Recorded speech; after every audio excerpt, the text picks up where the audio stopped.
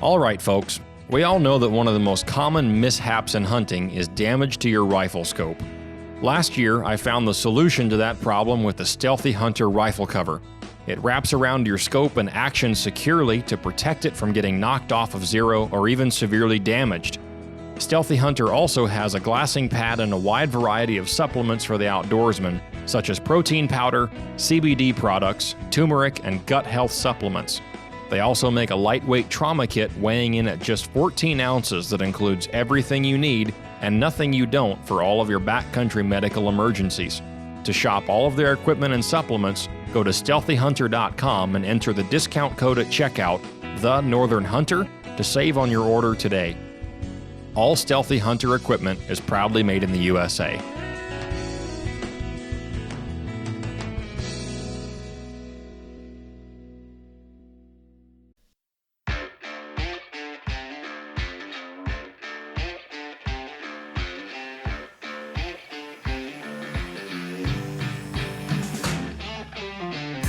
You're listening to the Northern Hunter Podcast, home of all things hunting, fishing, and outdoors in Alaska. All right, everybody, welcome back to the show. I am your host, James Payne, and I am here with Northern Hunter co-founders, Mariah Humphreys. Wow, this is different. I actually remembered. Yeah, you did. All right, and co-founder and assistant to the regional manager, Dalton Gray. Wouldn't that be assistant to the regional Assistant CEO? regional manager, right? To the regional manager. No, it's the same thing. No, it's not. Yes, it is. Well, All I right. am the producer, not the assistant producer. So. There's only one producer. I don't want anything to do with that job. Yeah. So, all right, guys. Well, welcome in. We are very excited to bring you another episode all about bear baiting. So if you've been keeping up with the show, we've been talking about kind of the mentality you have when you're walking into your bait, how to set yourself up mentally before you get there, how to figure out where you're going to go, both terrain features to look for and mapping it out, looking at it, e-scouting, things like that. If you haven't heard those episodes, definitely backtrack a little bit and check those out after this show. It'll be a huge help to you. Yep. We're going to continue the conversation today talking about kind of a zoomed in view, what you do once you're actually there. Yeah. And setting everything up. We'll try to get to, scents to use and bringing bears in and how to hunt. Yeah. I don't know if we're going to hit it all, but we will eventually. There's so much to cover when it comes to bear baiting. There really is. Yeah. It doesn't help that we're all royally obsessed with it too. Oh my So, goodness! yeah. Today I started thinking about it at some point right after lunch, mhm. and so after lunch, I've already taken time off, and I can take a longer lunch. My boss doesn't mind whatever I need to do, and so I start thinking about it. So I walk outside and I call my dad and I'm asking him questions what his plan are, and I'm calling another buddy I'm going to be hunting with, and and he's and trying to give him advice on gear and stuff, and I'm like, you know what, dude, I can talk about this forever, but it's not that complicated. Right.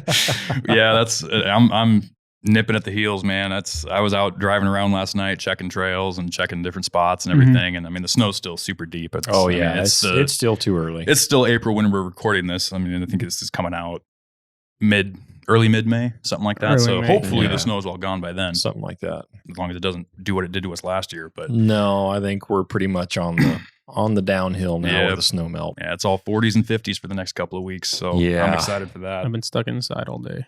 I think it'll be gone. Really? I think the Yeah. snow will be gone by this weekend. I'm really hoping. At this rate, I think it's Yeah. going to be gone. Otherwise, I'm going to be snowshoeing, man. Yeah. Actually, if you can't even do that Yeah, anymore. the snow's It going to never be works so out, garbage but- by that point. All right. Well, we're all very excited, but before we get into the bear baiting topic, we have 2 emails that we're going to touch on real quick, questions from our listeners. Yep.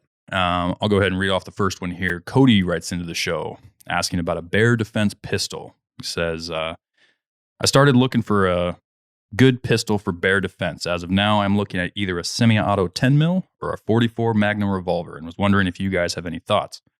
I know that semi-auto pistols have a great ammo capacity, but also can be subject to malfunctions, whereas revolvers are more reliable, but have a highly limited ammo capacity.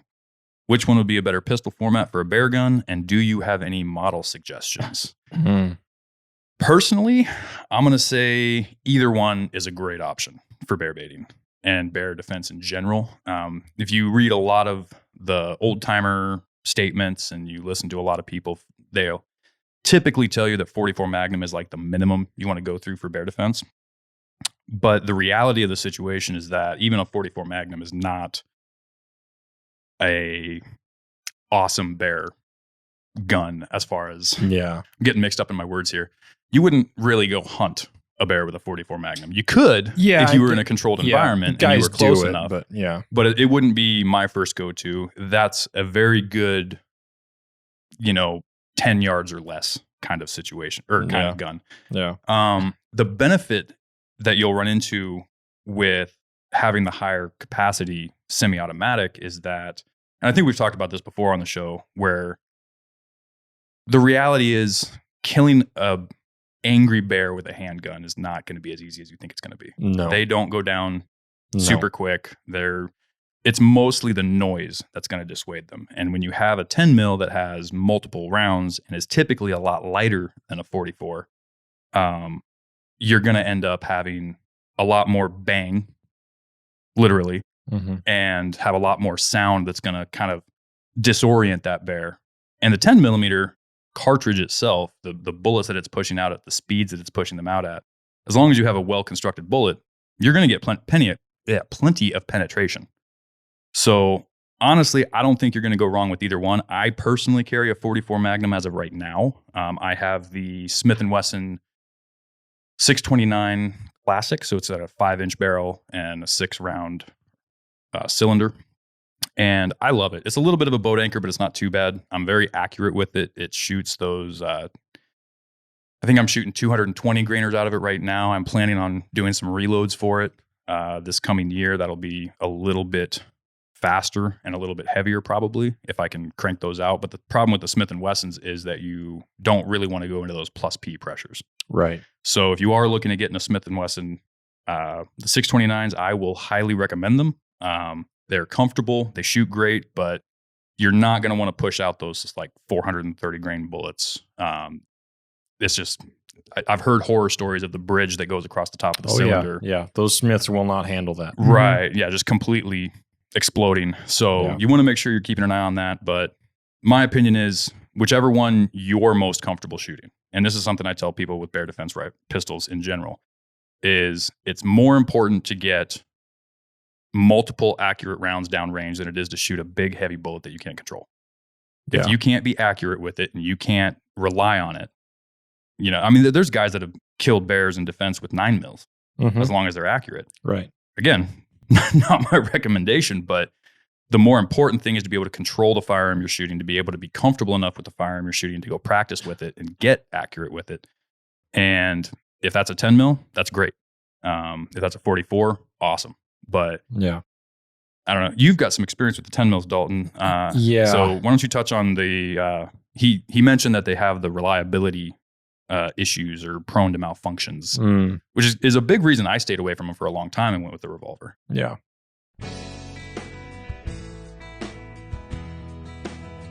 All right, folks, I want to take a second to tell you about a product I found this last year and have absolutely fallen in love with. It's the Stealthy Hunter rifle cover. I used one on a recent black-tailed deer hunt in southeast Alaska, and it did a great job of keeping the saltwater and debris out of the action and also protecting the scope on my rifle from getting knocked around and damaged.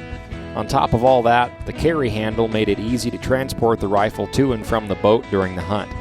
When it got wet from rain and ocean spray, I hung it up at camp to dry at night, and it was always dry in 20 minutes or less.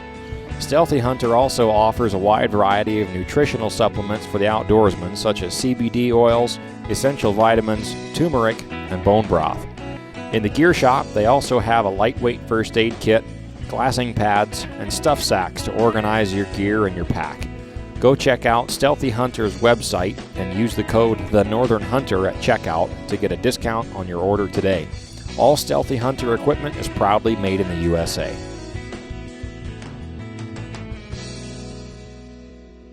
So traditionally, I've carried a Smith 629-6 model, stainless 4-inch barrel, 44 mag, 6-round cylinder, like you said. Very similar gun to what you've got. I have not run those plus P rounds by any means. I think I've run the 225 grain extreme penetrators, I think they are. Maybe 250s, but probably 225s. I think they're 220s, actually, if I remember right. I don't remember. Yeah, I'll have to look it up. But the reason that I carried that for a while as far as that bullet choice, was that it was less recoil than like a 400 grain hard cast is. And the ballistics, with the added velocity and with that bullet design, you're still getting a lot of, a lot more of a wound channel than you do with a hard cast, with equal to penetration results to a hard cast, heavier bullet with increased recoil. So being able to come out of your shot faster and get another round down range was the reason why I went with those bullets. I think if I was going to still shoot a 44 Magnum for bear defense, if I was still going to carry a 44 Magnum in bear country, that's probably what I would still carry. Now I'll make a quick caveat here before I go on to the 10 mil subject. When I'm in bear country, whether that be baiting or guiding or just, spot and stalk out in the hills, whatever it is, number one priority is to always keep your rifle close. Yes. There is no substitute for a fast rifle. None. Yep. Nobody argues with that. Nope. Nobody with real world experience with bears argues with that. If you have the ability to keep your rifle within arm's reach or in your hands all the time, there is no handgun that will do better than that in the situation. And I've heard guys blow smoke about, if I'm at a bait, it's only a 20-yard clearing and I'd rather have my pistol in my hands because it's faster to aim it. Hogwash. Yeah. Let me know how that turns out for you. Most people, 99.9% of people are better off with a rifle in their hands than they are with a handgun. Yeah. So, and you can snap shoot pretty darn quick. You don't have to look through the scope to shoot a bear in the face at 5 feet. Right. It doesn't matter. Yeah. So with the 10 millimeter discussion, I bought a 10 mil last fall. I bought the Springfield XDM 10 millimeter, 4.5 inch barrel. I think it's the Elite model, I believe. I have a Gunfighters Inc. chest holster for it, a little Kydex deal. That handgun carries 15 plus 1 in the mag. 15 in the mag, 1 in the chamber, which is how I carry it, one in the tube. And you mentioned weight difference. They're about the same. With 15 rounds of ammo, plus 1 in the chamber of a full frame 10 millimeter, the weight difference, if anything, the 10 mil is going to be a touch heavier. Really? Than the revolver? Yeah. Oh yeah. No kidding. Yeah. That little 4-inch barrel Smith is not that heavy, especially if somebody out there has like a Scandium frame Smith & Wesson, the super lightweight handgun. And I've shot one of those and they snap pretty bad, but those are even then lighter than the 10 mils by quite a bit. Now, if you're carrying something like one of the subcompact Glock designs, I don't remember which model number it is that the Glocks have those tiny little, I think it's like a 3-inch barrel. It's a shorter grip. Like the 43 or something? No, the 43 is a 9 mil. Okay. I don't know. It's in the 40s. Numbers. The small ones are in the 40s though. Right? Yeah, I don't remember what it's called. Anyway, as far as a 10 millimeter goes, to me, it's not about weight penalty. It's not about the number of rounds that it carries either. So I carry a semi-auto all the time. I carry an auto loader pistol as my everyday carry. And to me, I shoot my personal carry gun far more than I've ever shot any 44 I've ever owned. Yeah. And the problem that people run into and the reason why guys are switching to 10 millimeter is not because it's a superior ballistic cartridge when compared to a 44. Now I'll get to that in a second. The reason that guys are switching to 10 mils is the familiarity of the platform. Guys are more familiar shooting auto loaders. They're a lot cheaper to shoot in practice. They're not as painful to shoot in practice. And train how you fight how you train, right? And if you shoot your 10 millimeter far more than you ever do a 44 Magnum, that's reason enough to me to never even touch your 44 Magnum when you go out. Right. So, and that kind of falls back to the whole thing with the gun you carry should be the one you're comfortable with. Right. Now, if you're an ultra experienced revolver guy and you shoot a revolver all the time, as much as you would an auto loader, then yeah, sure, carry the 44. Right. Yeah. But test yourself, time yourself. Have someone go to the range with you. Have your wife or your buddy go to the range with you and time yourself and draw that revolver and get 3 shots off. Put a paper plate out at 15 yards, 10 yards, and 5 yards and see how fast you can get around into each paper plate at 15, 10, and 5. Yep. Draw from time that you go for your gun to the time that the last shot goes off. Time that. And then check your accuracy. Yeah. The vast majority of hunters do not practice with a big revolver like they will with a 10 millimeter. They just won't. That's just the reality of it. Again, if you're the exception to this rule and you do practice a lot with a 44 Magnum, then it might work fine for you. Yeah. To me, the reason why I went with a 10 millimeter was not ammo capacity. It wasn't any of that. It was that I could get that first shot off far faster and far more accurately with a 10 millimeter than I ever could with a 44 Magnum. Yeah. And I did those cross comparisons. As soon as I bought that 10 mil, I went to the range with it and I started shooting both. And I tested back and forth, draw time. And I had a chest rig, a Diamond D leather chest holster that I've carried that 44 Magnum in for quite a while now. That's a great holster, but it's got a little hammer loop retainer on it. And in the heat of the moment, to undo that hammer loop, now sometimes if you're going into a bear bait or something, you might take that hammer loop off, which I would anyway. But in the event of a complete surprise, when you're not prepared for it and that gun has a little leather loop around the back of the hammer, you could really be in trouble if you can't clear leather fast enough. I take the loop off of my revolver, but I carry on my thigh. Or not actually on my thigh. It's on my waist, but it's just a lower sitting holster. The difference there is that revolver is never going to fall out. Yeah, I can climb up into my tree stand with the hammer with that loop off, and it's never going to fall out. With a chest rig, to me, I'm always in long rain gear or hip boots and things like that. I'm wading in and out of the water all the time, guiding. A chest rig is the only way to go for me. I don't think I would take that loop off with a chest rig. Yeah, and I don't until I'm approaching a bear bait or something like that. When I'm guiding, that hammer loop is always on there, and I've oftentimes thought, man, and at the range while I was doing those tests, I just realized, you know what, my time of first shot and my accuracy difference is enough to make me switch just because of that. So the first shot is the one that's going to count the most. You don't have to hit the bear in the forehead. You don't have to hit the bear in the middle of the spine. That's where I'm aiming. At a charging bear, if you hold on the forehead, you're usually not going to hit it in the forehead because he's coming at you. He's going to close that distance and he's going to be moving in the time that you decide to pull that trigger and the time that the bullet gets there. And he's going to move farther than you think in that very short amount of time. You're probably going to hit him up in the neck or even up into the top of the back, which is fine. Yeah. All you need to do is induce some pain. Yep. All I'm trying to do is turn that bear. Yeah. I'm not trying to sack him. Yep. I'm not trying to knock him out and then keep pouring it on. Now, once shot one goes off, you better believe it. I'm going to shoot as many times as I have that bear in my sights.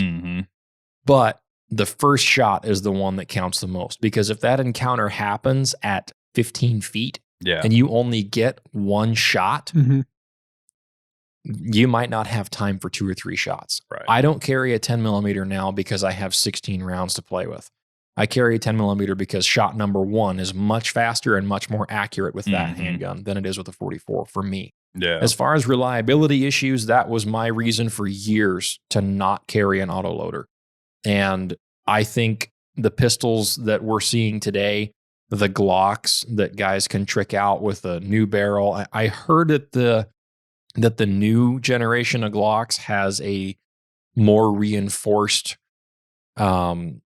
internal compared to the other ones. I know that you had to get an upgraded barrel to shoot the heavier bear loads before in like the Glock 20s. Gotcha. Yeah. Guys were having to buy Lone Wolf barrels and all these kind of aftermarket upgrades. The XD from Springfield comes ready to shoot whatever you need to shoot through it.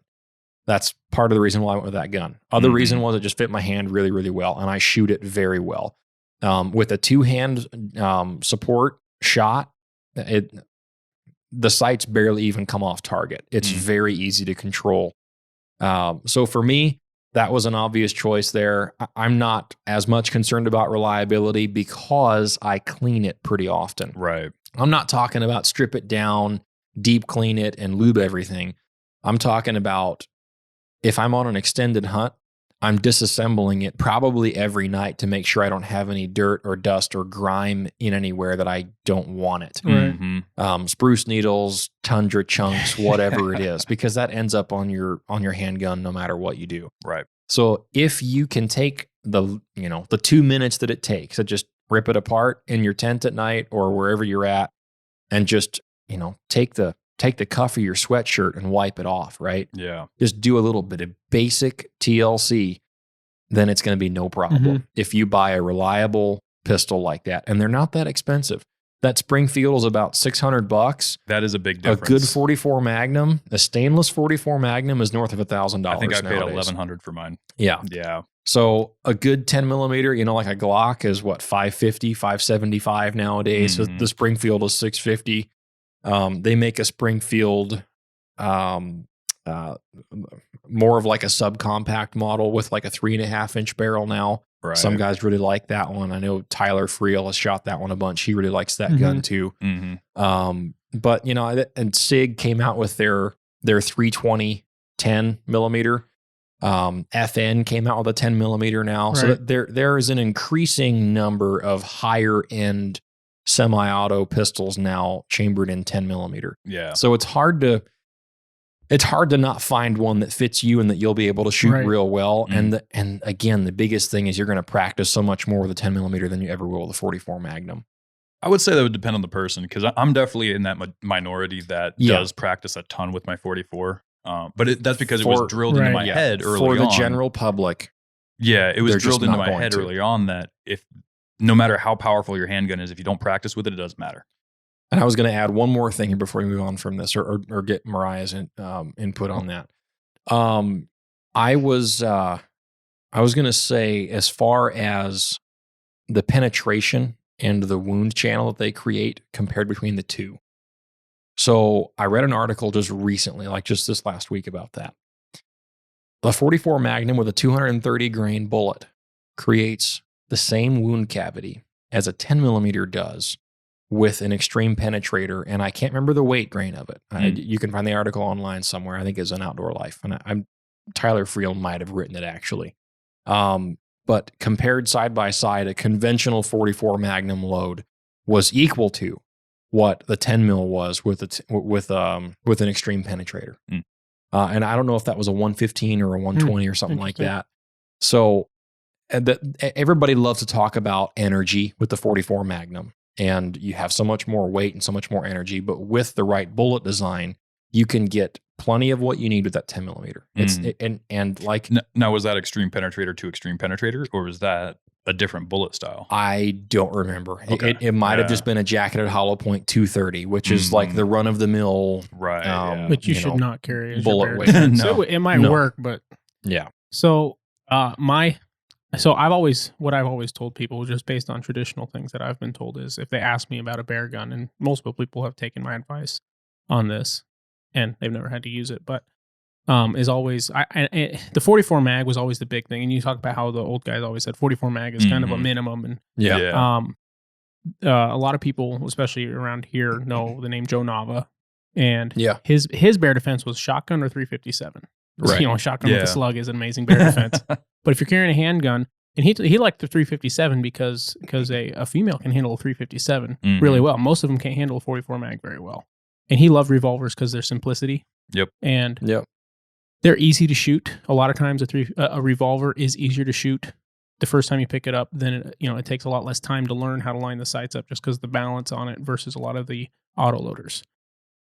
It depends on the person, depends on the autoloader. I agree to disagree. I have a 320 SIG 9 mil that I like. I haven't shot it a ton yet, but I tell you, I've shot a lot of revolvers that aim a lot easier than that one does. Mm-hmm. And I have a 1911 too, though, and the 1911 is the easiest gun I've ever shot. Yeah.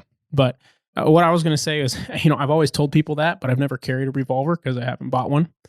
Not in a bear defense type caliber, but I've always carried a 45 ACP in a 1911. I've got 7 or 8 rounds, or if I load up my 10 round mag, I've got 10 rounds, which is usually what I'll carry for the bear defense. And this year I'm going to be carrying it in a chest holster, get it off my hip and see how I like that. I'm going to run in a Rasco harness underneath my bino or whatever I carry for my bino or chest rig or whatever. I think it's a great option. You can get a good, nice thing about auto loaders, it's easy to get a good full cover Kydex holster. Yeah. They really help you keep the junk out of it. Right. Yeah. I will agree with you on the ease of aim. I feel the same way with revolvers. Especially, they just kind of hang. Like I think that added weight being pushed farther out. I think to me, it just kind of. I mean, I'm able to just kind of hang it where I want it, and it just stays right there. There's a really big difference in the ergonomics of the grip too. Between a revolver and a semi-automatic, there's a very big difference in how the grips are designed. And the other thing is the sights are usually a lot different style. Well, there's also a huge difference in the ergonomics just between different kinds of revolvers. Like I can't stand the Ruger revolvers, to be honest with you. The Red Hawks, the Black Hawks, I can't shoot them. But the Smith, for some reason, it sits in my hand well. It soaks up the recoil well in my wrist. That classic cowboy revolver grip that just kind of jays down. Right. I You don't really like that? don't like that. No. So I had one other thing I was going to say, and with the Ruger revolvers, you can get a grip that'll go over that and fix that. Yeah, because you had a Blackhawk for a while. I did. Yeah, I had a hoe grip on that. I'll say if you do get a revolver, get a double action. Oh yeah, for special for bear defense. Do not run the single action. No. And the other thing I had to say, this is a big pet peeve of mine with revolvers. And 4-inch is one thing, but a lot of guys buy like the Ruger Alaskan 2-inch barrel.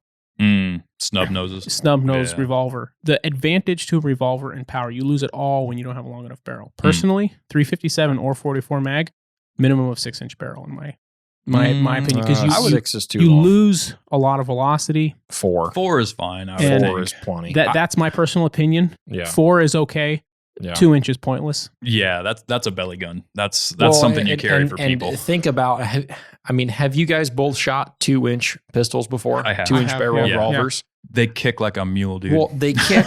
They're way too loud for what you're getting. Yeah. And have you ever been able to hit anything more than twice out of one cylinder of ammo? Right. Nope. They're stupid hard to shoot accurately. And the reason I bring that up is because, and it's all a marketing thing, I realize, but you've got the Ruger Alaskan 44 mag, which weighs way more than it should for what it is. And that thing it's still a little weighs tiny too. And you can get the plus P rounds for it, which do give you no advantage.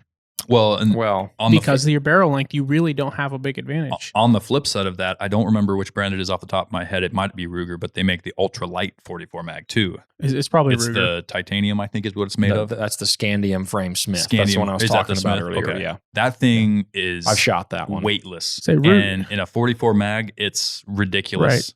You can't. Have you shot one yet? No, I like my wrists. I shot one. I shot one 3 times last year. A fella I was on a hunt with had one, and he had a red dot on it. And really? Funny story about that. It was. I'm not going to name the brand a red dot because I don't want to sound like I'm fly off talking crap about it. No, it didn't fly off, but it would shut off after the first shot. You'd fire the first round and the red dot would just shut off. Yep. And then about 10 minutes later, it would come back on. That's another advantage of an auto loader is those kinds of sights. The recoil was so vicious on that gun. And when you fall back to being able to get that second round on target quickly, there is no... I was just going to say that exact thing. It wasn't so bad as far as pain to shoot, but I was trying to pay attention to the recoil and how far up it came.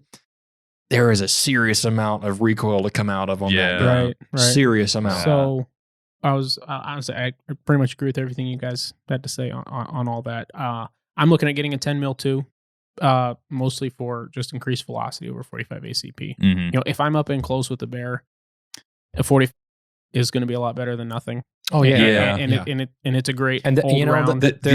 Oh, go ahead. I was just going to say, there are plenty of guys up here. And I know you mentioned that there are some guys that have contacted you. And I've got some friends that have asked me many, many times, hey, is this gun okay to carry in bear country? There's one guy I'm thinking of in particular.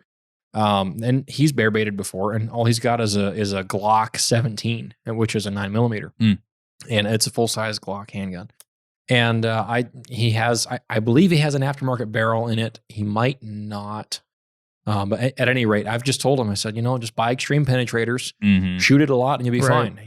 Don't worry about it. And he doesn't get out often enough to justify buying a 10 mil or a 44 Magnum for that matter. Right. And he's extremely proficient with what he's got. Yeah. That's better than throwing Yeah. rocks, and it's better than switching guns and not being familiar with They it. did a study one time across everything from 9mm to 44 mag and everything in between. And in almost all the cases, no matter what you were shooting, if you're accurate and you actually hit your target, you'll survive in most cases. Yeah. I think there was only a couple of cases where the people had shot the bear, and one of them was actually with a 44, and it still got on top of them and mauled them a little bit. They survived, Yeah. but Right. because they were able to get a couple more rounds in it. But It's better than punching it in the face. but it Mhm. falls back to use what you're accurate with, Right. Whether it's a 357, a 45, a 44, a 10 mil. I would probably draw the line for not enough at whatever is next below a 9mm pistol. Well, I mean, you've got the Don't- 5.7. 380. No, I would not shoot a Fast round. 5.7. Now, I'm going to caveat it though. Wouldn't shoot a 5.7. Wouldn't shoot a You 380. should yeah. absolutely shoot the biggest thing you're comfortable shooting. Yes. There is no reason, if you're comfortable with a 10 mil, there's Yeah. no reason to drop down to a 40, Right. right? If you're comfortable with a Right. 44 Right. and you like the platform, there's no reason to drop down from that to a 357, right? The 357 has quite a bit of increased velocity. It's a tinier bullet though. The thing is, it's if you can shoot bigger, Mhm. you should shoot bigger, but don't shoot so much bigger that you can't be accurate with it. Yeah. Now, So I'll say the number one reason my number one recommendation for somebody who hasn't shot a pistol a lot mhm. is the 357 if they're looking for bear defense. And I tell them they need to shoot Sure, it, but because that's, if you're going to go buy a gun and shoot it for the first time, that's Sure. the easiest, probably the easiest gun to shoot is a 357 revolver. Well, and you can even shoot 338 special through it. Exactly, because you can. Yeah, 38 special. Yeah, not because you can go 338. practice with it. Man, that would be a Right. round, wouldn't it? and it'll be cheaper and all that kind of stuff. But anyway, I'm sorry. Yeah, no, and I don't think that conflicts, honestly. It's just if you're No, experienced yeah. and you have the time and you have the ability to shoot bigger, you should shoot Yeah. the biggest thing you're capable of Yeah. shooting Right. while being accurate. Yeah. Now, I will finish up this with saying the reason I stayed with revolvers for so long was kind of the whole reliability thing. Right. There's a lot of silt out there. There's a lot of mud. There's a lot of pine needles and things like that. Like you said, there's just some maintenance you got to do to keep up on that. But Yes. modern day semi-automatics are not as bad as they used to be. No. The tolerances are way tighter. They're a lot more sealed off than they used to be. The grit and grime isn't going to get into those areas as bad. And I'm just going to say, if you want to see the kind of damage that these things can take, go watch Demolition Ranch on YouTube, because that guy Or puts Garand them, Thumb. or Garand Thumb. That guy puts Yeah. these guns through Yeah, yeah. some turmoil, bro. Like, he had one tied to his four-wheeler and rolling it around, like just dragging it through the mud, took Right. it through the stream, brought it back to the range, and it functioned just fine. So Yeah. honestly, whatever you're comfortable with, whatever you feel safe with and accurate with in the woods is what I would recommend there. Yeah. Now, I agree. We had one more question. Mo, you want to go ahead and read that one? Sure. We'll hit this one real fast. So we had a question, and we got this one a little while back, but we're finally getting around to some of these things. He says, this is from Chase, and he says 30-06 bullet type and weight for bear defense. He says, "Hey guys, I've been listening to the podcast and it's been awesome. All your talk on bullet type and rounds has been extremely informational and educating. It got me thinking about the rounds I carry for my 30-06, my go-to all-around gun. I go to Kodiak quite a bit and hunt the interior, and luckily haven't had any DLP type situations yet. I can't seem to find a lot of info on what would be best for bullet weight and type in the event I had to stop a close range charging bear. I plan to carry the first 1 to 2 rounds in the best stopping cartridge, and then adding in my deer, sheep, and goat rounds when not rushed and setting up. I was looking at a 168 and a 180 Barnes TTSX factory, but also 180 Nosler partition or AccuBonds, and even 220 Remington core locked. Just wondering which would be best. Thanks a ton." So, for bear defense, I'm just going to lead into that by saying stay away from the core locked. 220 is a good grainage and a good weight. You Right. should be looking at those higher hundreds to low 200s for your grain weight if you're looking for a bear stopper. Mhm. But I like the core locks for what they are. They're a good cup and core bullet if you're just going after deer or something like that. Right. They're gonna hold together better than some cup and core bullets will. But if I am bringing a round specifically for a dangerous bear encounter, that's not going to be Right. it. The Nosler does make, I don't know if they have it in factory ammunition, but they do make a 220 grain partition. That's a good one. It's not bonded, but it has that bridge in there that kind of secures the rear of the bullet, or the rear of the core into the bullet, so you retain a lot of weight there. I want to say they do make that in factory ammo, but I'll have to verify that. Right. They don't. They don't. No, Is it the 200 that they make? No. No? Really? 180. Oh, 180 For is factory. loads. I could have swore they had a dangerous game load. So Federal loads a 200 grain, or at least they have, because I have some that I bought years ago. Federal premium ammo, which is nickel brass, loads a 200 grain trophy bonded bear claw. Okay. Yeah. Which is a great dangerous game bullet. Again, you're not going to get very great velocity out of it. I think it's about 2,500 feet per second. You don't necessarily need speed. I would say for this situation, talking about going to Kodiak and then using kind of being able to shoot either or, I think it goes without saying that if you're hand loading, which it sounds like he has the ability to do, I would say definitely double check your zero going between different bullets. Right. Now, if you have the ability to shoot 2 different bullet types out of your gun without having to change your zero, that's awesome. You can carry a couple of 200 grainers in the rifle, and then hammers, of course. Well, I was gonna get into that. So hang on a second here. If you can have your bear defense loads while you're going through the brush and things like that, and then when you get out in the open and you're on your target species that you need to shoot a little bit flatter with, you can switch to those other loads. That's fine. He mentioned the 168 and the 180 grain Barnes TTSXs. Those are good bullets. I would think for most purposes, the 168 will probably work. The 180 is a bit better. Hammer does make a variety of different bullets. I know we're partnered up with Hammer. They've got some good choices. The thing you've got to be careful with is your stability and your twist rate. Right. If you've got like a Tika rifle, that's a 1 in 11 twist, unless you've got a new production model, which it doesn't, he didn't specify what gun he's got. If you've got a 1 in twist, then you can shoot quite the variety of different bullets. However, with monometal bullets like the Hammers are all copper. Yeah. They're a bit longer than a lead core bullet is to get that weight in there. And you, 165 grain monometal bullet is going to be as long as, or even longer than 180 grain lead core bullet will be. Yeah. So you will not be able to shoot like a 220 grain monometal out of your 30-06 with a 1 in 10 twist barrel. It just won't happen. Hammer. Sometimes even a 200 will be too long. Now, one thing, and if you listen to the show for any amount of time, you've definitely heard us talk about Frank Glasser. And this guy was a madman back in the day. I mean, he came up in the early 1900s and killed an absolute mountain of grizzlies and honestly everything, but a lot of grizzlies. And in his book, Alaska's Wolfman, there's a part where he says, I would never recommend going after a grizzly with anything less than a 30-06 and a 220 grain bullet. Yeah.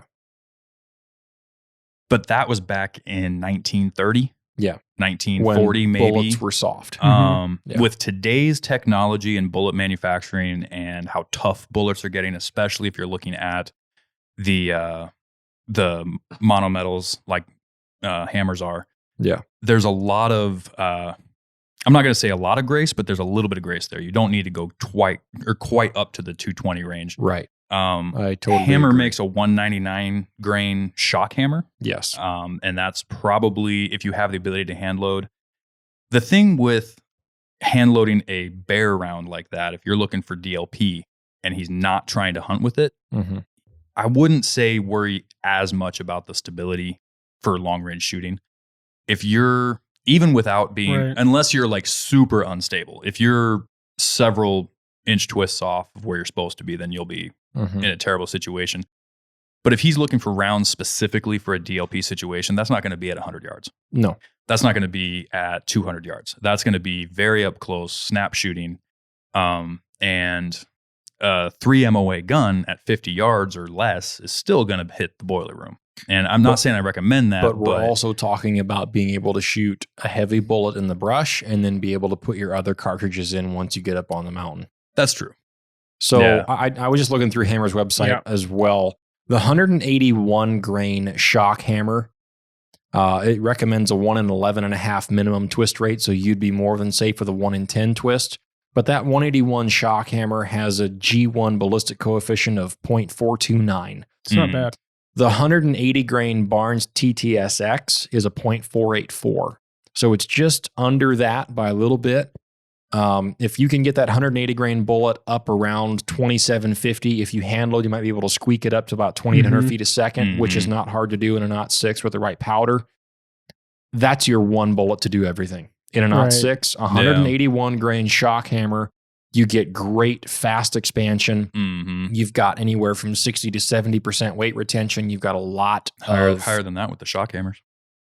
It's 80 to 90% with the shock hammers. I think they're 80%. I think there are. The hammer hunters are the 60%. Yeah. 67. Okay. Well, all right. So I stand corrected if that's a fact. But anyway, for me, because you have that little bit bigger hollow point with the shock hammer, you get a little bit faster expansion with the shock hammer. That's what I'm shooting out of my 338 Weatherby RPM. Yep.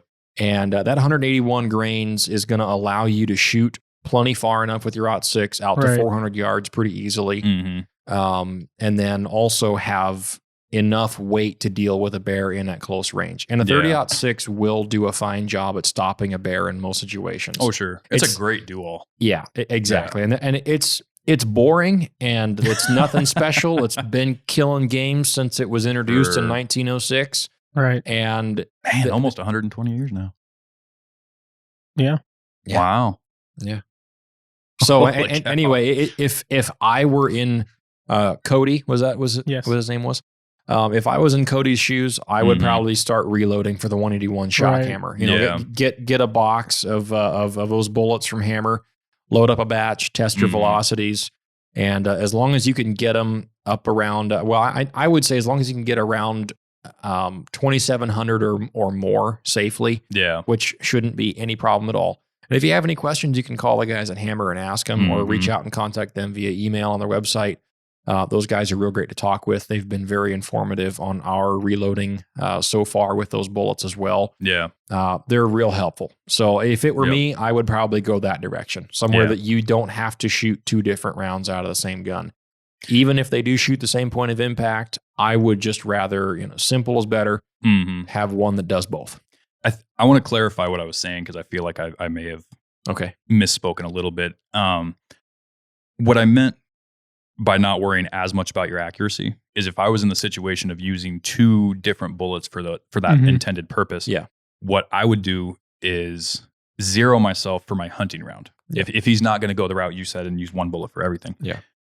If I was to have, let's say, a 165 for my hunting round, but I wanted to carry a 220 for my bear defense, what I would do is zero, obviously, for the 165. But what I was getting at is now between a 165 and a 220, you're going to see a little bit more than this. But typically, you're not going to see a crazy amount of displacement in your impact or where you're impacting on the target between 2 different similar cartridges, right? Yeah.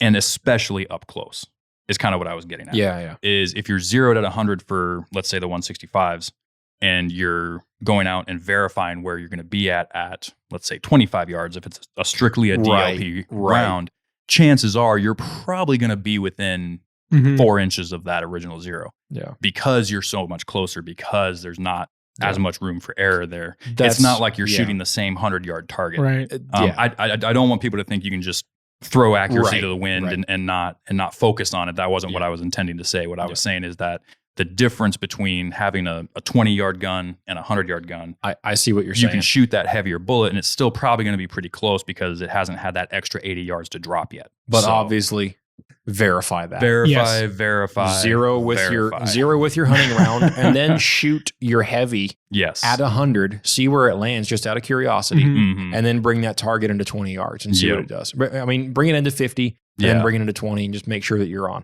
As long as you're within a few inches of point of impact at those distances that you will be shooting, because if a bear's charging you, needs to be real close. Yeah, exactly. DLPs need to be actual defensive life and property. Right. And a bear at 100 yards charging is not defensive life and property yet. Right.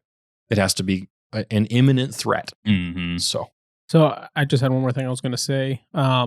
Running 2 rounds of a defense cartridge and then switching to your hunting ammo, it's a totally fine thing to do, especially if in your .6 you're wanting to run a real light bullet. Mhm. If you're running real light ammo, like if you're running 140s or 150s for high velocity or whatever you want to do. 150s are the bottom end. Right, yeah. If you're hand loading, obviously, then you can do whatever you want to do. But what I was going to say was they actually have a 199, and this is honestly my favorite thing about Hammer's website is all their bullets have a recommended minimum twist rate, Yes. Mm. which makes it very easy just to quickly go through and figure out. Is that one a 1 in 10.5? It's a 1 in 10.5 with a 199 shock hammer. That's what we were talking about earlier. So if you want to, because they have the 181, that's a 1 in 11.5. So if you're wanting to load a lighter round for high velocity, maybe you find that sweet spot for your rifle and get like the max range, max lethal range, and then you're just wanting some heavy rounds, and you can do these. To be totally honest, Hammer does have a bunch of options in the 30 caliber. Oh, a ton. They have a ton. They have they have a 166 grain shock hammer. That might not be a bad way to go either. They have a 165 grain power hammer. There's 29 options for 30 caliber. 30 caliber. But even that 165 or the 166 shock hammer, right? I like the shock hammers because I'm not trying to stretch out for anything past 450 for the most part. And the shock hammers and the power hammers have more than enough ballistic coefficient to do that. Yeah. So you get the bigger hollow point. You're going to get a little bit faster expansion. Mm-hmm. That bullet, if you wanted to go a little bit lower velocity, even then, if I were in this guy's shoes, I would probably just stick to one bullet. I agree. I'd like keeping things simple. I fully agree. And I don't think that you're going to go wrong even with like a 165 class bullet either. Mm-hmm. I would recommend the 181, but you're not going to be in a bad way if you go with a little bit lighter round either. Even the 181 Hammer Hunter. Yeah. That's the one I was recommending as the one to do it all. Yeah. I thought you were recommending the shock hammer. You said shock hammer. Oh, yeah. Sorry. Okay, Sorry. If you're looking for a little better BCs, the 181 Hammer Hunter has a G7 of .272. Yeah. No, and I That's fully agree with the notion of keeping one bullet to do it all. That's the way I like to roll. Yep. I don't like switching ammo. It's just kind of a pet peeve of mine. One more thing to keep in mind is the lighter you go, the faster you go. And there is something to be said for that velocity factor. Especially with hammers. There is something, and I've watched a lot of different bears get shot, whether it's black bears, brown bears, whatever it is. And there is a very different reaction when there is a higher velocity involved with whatever a fella is shooting. Mm-hmm. The faster a round is going, the faster I've seen the bears die.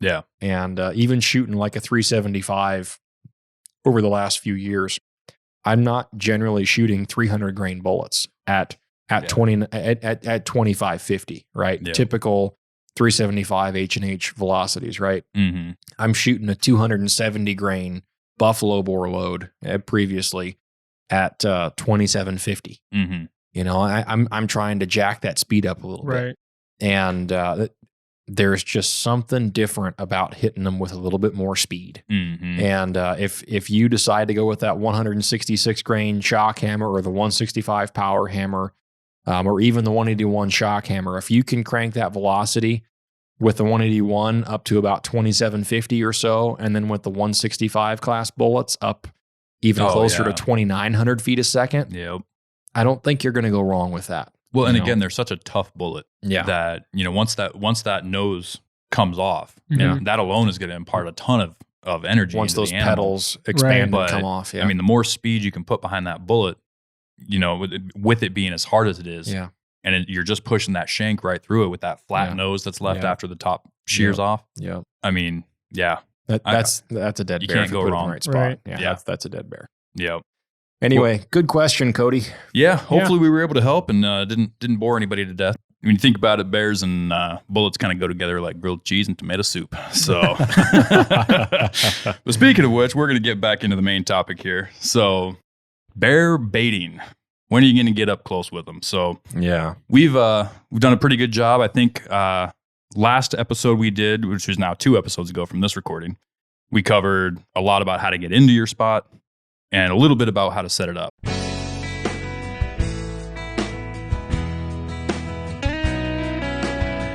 Hey guys, if you've listened to the show for any amount of time, you've likely heard Dalton and I go back and forth about bullet construction and how I like rapid expanding bonded core bullets that leave massive wound channels. I've also stated I would never use a monolithic bullet. Well, I'm here to tell you about the company that finally changed my mind. Hammer Bullets produces what I would consider the most premium and best working monolithic bullets on the market today. These bullets are designed so that after penetrating the hide of an animal, the front half of the bullet explodes, shedding its petals and imparting massive damage to the vital areas while retaining the rear shank for maximum penetration, effectively closing the gap between lead core and monolithic construction. The guys at Hammer designed these bullets with 100% focus on how they perform once they reach their destination. But don't let that fool you. These bullets have amazing VCs and have specialized pressure grooves built in for amazing inherent accuracy. They have a minimum velocity rating of 1,800 feet per second, which allows for long-range shots but have no maximum velocity, making them perfect for every cartridge from your granddaddy's old 30-30 to the high-velocity rounds like the Weatherby 3378 without having to worry about your bullet failing. They've also recently partnered with Weatherby to provide factory ammunition for a multitude of cartridges. To view their expansive selection and find the perfect match for your hunting needs, go to hammerbullets.com to buy yours today and drop the hammer on your next adventure.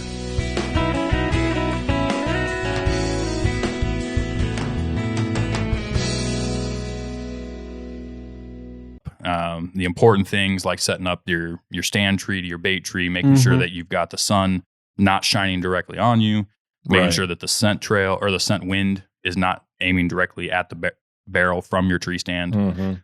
All very important things. And we went into a little bit about barrel configuration. And I think that's where we kicked off. Yeah. So, Yeah. But I don't know how much detail. I can't remember right now how much detail we went into. We the went barrel. into quite a bit. But the important thing with that and all the differences, I mean, I just wanted to touch on one thing. You're going to see at least a dozen different ways to set up your barrel at your bait. Yeah. And sometimes if you even use a barrel. Right. Like I said, a lot of these lower 48 states that do allow bear baiting don't allow you to actually use a barrel. You have to use natural cribbing. One thing I forgot to mention in that one was that baling wire, or what's sometimes called up here trapper's wire, comes in super clutch out of bear bait. Never used it. I started using it after my first backstop got torn down. And I started tying the logs together. I showed you some pictures of what some of my backstops looked like. When you've got 9 grizzly bears, what was your backstop is now where they lay on top of logs. Exactly. Yeah. It's like their little chiropractic You kind of give up rollers. after the 3 times of moving 1 foot logs in diameter around. Yeah. So, so using any kind of wire to kind of tie things together like that when you're setting these things up for bears are destructive as all get out. They are. Right. You know, they are absolutely just going to rip everything to shreds when they, especially if you're splashing it with grease. Right. When you're spreading your smell good, if you get it on that backstop, that's, just designed to get the bears to walk around it, they'll go right through it. So don't be surprised if that happens. Use actual logs if you can, if you have access to them. Yeah. And, And I think now would be a good time to mention that there are some rules about how big of a tree you can cut down. there are out there. So I know that we mentioned, and Mariah specifically mentioned in a previous episode about how he's used big logs at some backstops before, some sizable trees.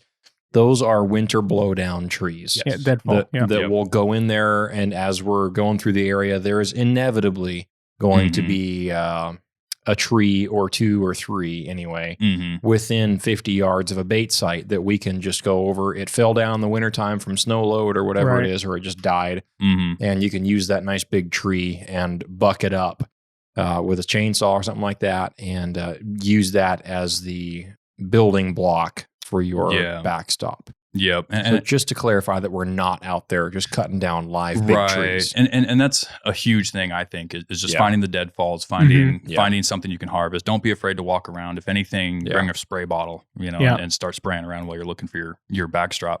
Just don't go too far. Yeah. I like what you were saying too, Mo, last time about using 2 trees. That's it works really well. That's what I've been doing, and that's really important, especially when you are using that wire to hold it together.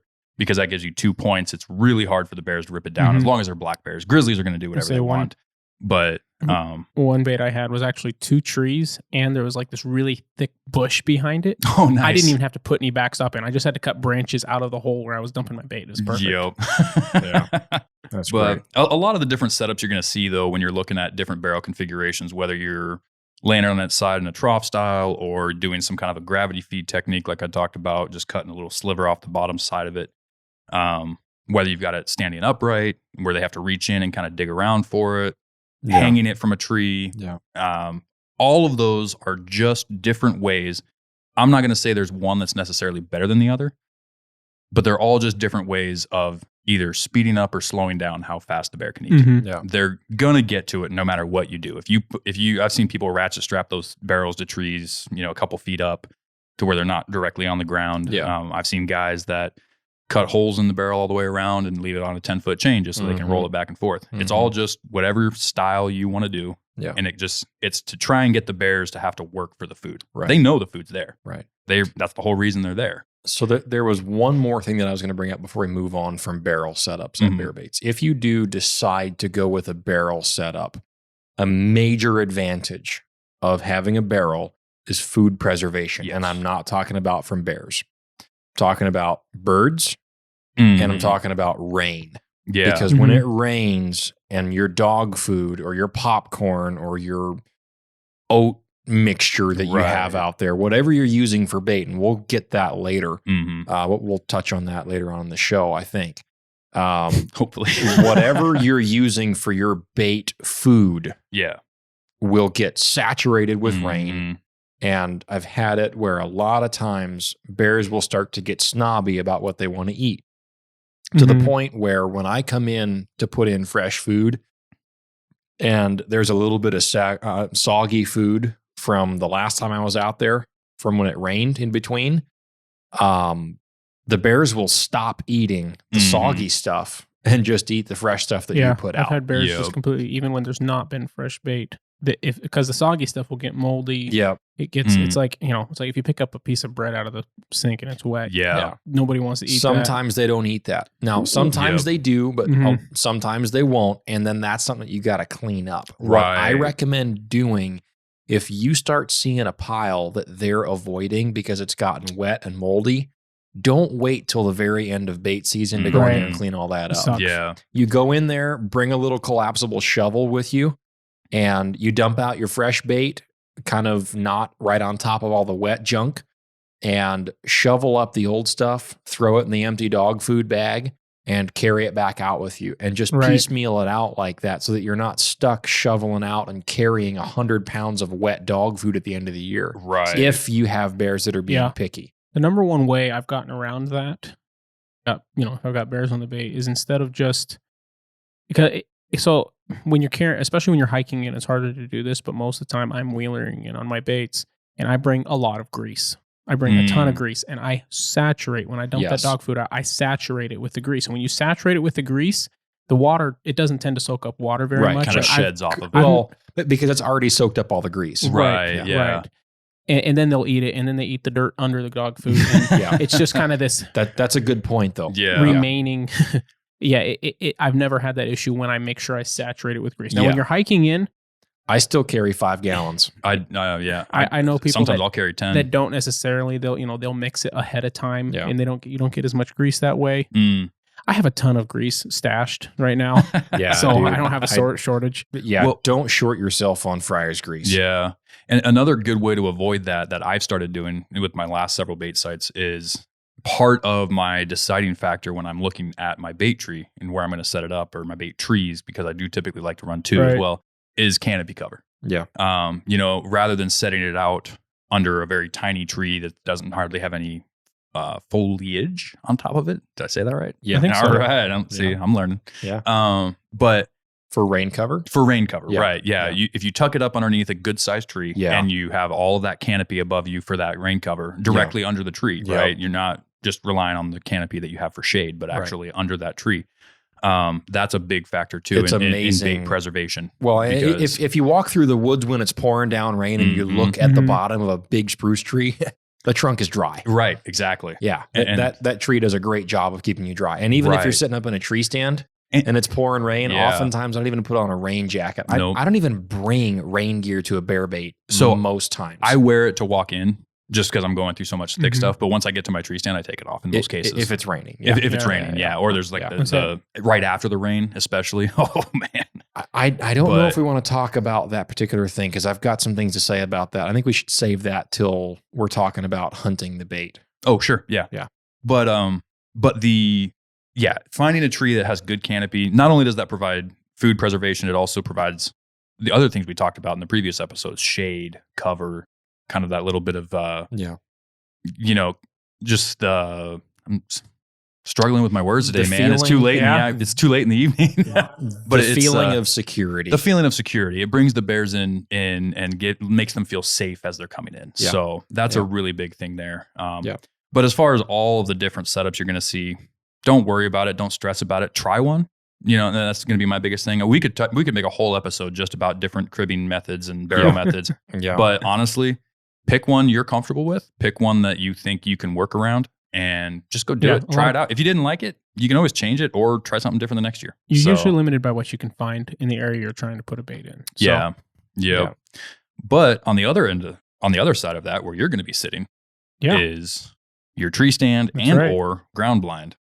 So my preferred method for baiting bears is I like tree stands. Mhm. And we touched on this a little bit in the last episode we did about this. I keep saying last episode, but it's 2 episodes ago Last now. bear baiting Last episode. bear baiting episode. Yeah. I like being in a tree not for a safety reason. Mhm. I like it for the vantage point. Yeah. I like being able to see what's around me. If a bear is circling, I can usually watch them circle Yeah. in certain spots. I'm not going to be able to watch them all the time because it's so Yeah. thick, but there's usually a little clearing here, a little bit of in between the 2 trees here, and I can kind of watch it work around. I can get an idea for what that bear's thinking, how Yeah. it's feeling, Yeah. if it's looking right at me, if it doesn't know I'm there, kind of thing. Because bears will do that. They will circle a Mhm. bait sometimes many, many times before they come in. Absolutely. And that's something you need to be aware of. That is one specific advantage to a tree stand. Personally, I like the Comfort King by Primal. Or no, not Primal. Primal. Yeah. That's been my go-to for several years now. It's just the I'm most gonna have to- comfortable thing I've ever had. I'm planning on Like, trying it's- out one of those this year. I love the Yeah. Comfort King. It's my favorite stand by far. Yeah, And I've it- sat in a lot of different tree stands, and the Comfort King is my favorite so far. And the thing I like about it is it's a hang-on tree stand, right? So there's Yeah. no ladder going up to it Right. initially, which is another point I'll get to, but I'll save that. It's a hang-on tree stand. So it comes with a strap.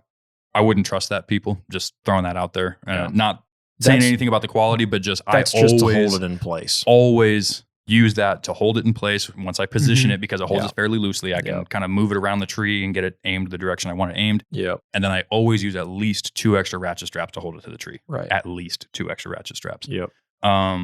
But the thing I like about that is it has a nice big platform. It has Yeah. armrests and Yeah. it has a shooter's rail that you can use to rest your rifle on when you're making your shot. Right. Now, I don't always use that. It folds up and it basically just runs right up and sits against the tree if you want it out of your way, if you're bow hunting or something like that, Yeah. and you don't want that rifle rest right there in front of you. But I've run really tiny tree stands before. Yeah. And I'm not a tiny guy. Yeah. But Yeah. I've run those tree stands that are, the size Mhm. of your rear end, Mhm. if that, Or if not smaller, smaller. Yeah. And it makes it very uncomfortable on those long sits. Oh, yeah. So being in something you're comfortable in, granted, it makes it easier to fall asleep, but Yeah. I think it's really important for those long sits. Yeah, but if because, you're really uncomfortable when you go to take a shot, that can really affect that too. well, that and it affects your patience. Yeah. I feel. Mhm. Yeah. I noticed myself when I started using that Comfort King, and I started really enjoying sitting there. Mhm. Because I really, I'll put that shooter's rail down into Mhm. its firing position, and I actually run a layer of tarp, or not tarp, but it's the camouflage Netting. textured netting, yeah, burlap netting type right. of deal. Yeah. And I'll wrap that around that shooter's rail and kind of provide myself a little blind almost. And to date, I've never had that get torn down by a bear. I do know people that have had it torn down by bears. Boy. Yeah, I wouldn't leave it up there, but No. Oh, I do. I'd wrap But- it up. I'd wrap it up and tie it to the tree or something. Yeah, I don't know. I wire it to the I've had stands. rifle rest and I I've just had leave it there. The popular old style stand was was just like you're saying, it's just a plate with a pad on it. And that pad, it doesn't matter how good that pad is. We love Ryan's Stealthy pad, and I'm sure it would help to how long you're going to sit in your stand. But when you're sitting there for 4 long hours or longer, it still ain't going to be enough if it's just a flat pad. Yeah. But bears will come up and eat those things off the Oh, seats. yeah. I mean, you carry those things out with you if you can. yeah. I think I've got one of those old stands, one of those old Mhm. small. I still ones. have mine. I've got a buddy. I think I do. I was getting rid of a bunch of the stands I didn't like. I was just like, you know what? If I don't have them, I'm not going to set them up, and I'm not Mhm. going to buy one I don't like. So, Yeah. Yeah. but I've got a kid that's going to come hunting with me this year, and I'm really, really tempted to set up one of the lesser stands just so he can get the experience. He's got to earn his. He's got to earn it, right? Yeah. I have spent, I don't know, 300 hours in those stands, if not more. Yep. And but that's the thing. Like when you have a comfortable stand, you're just motivated to stay for that Uh-huh. extra 2 hours when you Right. might have otherwise Right. been unable to sit around. The other benefit to being able to run a blind system like that is you're able to kind of move your legs a little bit. You can read your book in your lap and turn the page Uh-huh. without having to worry about the movement. But the one thing I wanted to address is that stands, in my perspective, people might want to argue with me about this, don't offer you the level of protection that I think most people have comfort sitting in them for. You know what I mean? It's From bears. from bears. I don't think that being in a tree stand inherently makes you any safer. Because if you have an angry grizzly at the bottom of your tree stand and you're in a ladder stand, well, if you're in a ladder stand, true. then Been there. yeah. Yeah. Then, he can very easily, He bounces bend on that ladder, then tube aluminum you're that gonna it's be made hanging of. on a tree. Granted, Right. if you can hang on to the tree, you should be okay. and even the hang on stands, black bears can climb trees very quickly. Yeah. Now, are they going to be as dangerous when climbing as on the ground? Probably not, right. because they're obviously trying to hang on. But at the same time, I have personally, and maybe I'm totally wrong, I don't know, but I have personally never felt any safer in a tree stand than on a ground blind. And I know that's a lot of people's excuse for not using a ground blind is that they don't feel comfortable. I think that's a misled belief, in my personal opinion. I think I'm gonna disagree with Yeah, you. I Think am so? the same way. Yeah. Yeah. I've had a lot of different bears come in a tree stand environment, and then I've had several come in on the ground with me. Mhm. And there definitely is a difference in safety and the speed at which they can choose Exactly. to turn from I'm just here to eat to I don't like you sitting there anymore. I'm going to come run through your blind and see what in the world I'm, you're doing. I'm not here. saying there's not a difference in the way the encounter will go. I'm saying I feel like if there's going to be an encounter, I'm apt to handle either way. So Is the way I would look at you that. have a much larger buffer zone when you're 10 feet up a tree. right. That's true. Yeah. For the same reason that you like stands over ground blinds, just because of the vantage point, Mhm. you have the high ground. No pun intended, but you have the advantage. You're Right. already Yeah. sitting up in a I do. tree. Yeah. You're seeing him come in, him or her, come into the bait, and Mhm. you're able to watch this unfold. On the ground, I've had it happen where you're sitting there, and then out pops this head a very short distance away. And you're sitting there, drinking your cup of coffee, reading your book, minding your own business, and it about gives you a heart attack because Yeah. if they don't make any noise and they all of a sudden step out at 15 feet, you Mhm. just about need a new pair of trousers. It's, it can be an unraveling experience. Yeah. Now, I've had, I don't know how many bears I've had start to climb trees while I'm up in them. Or Mhm. actually climb the tree.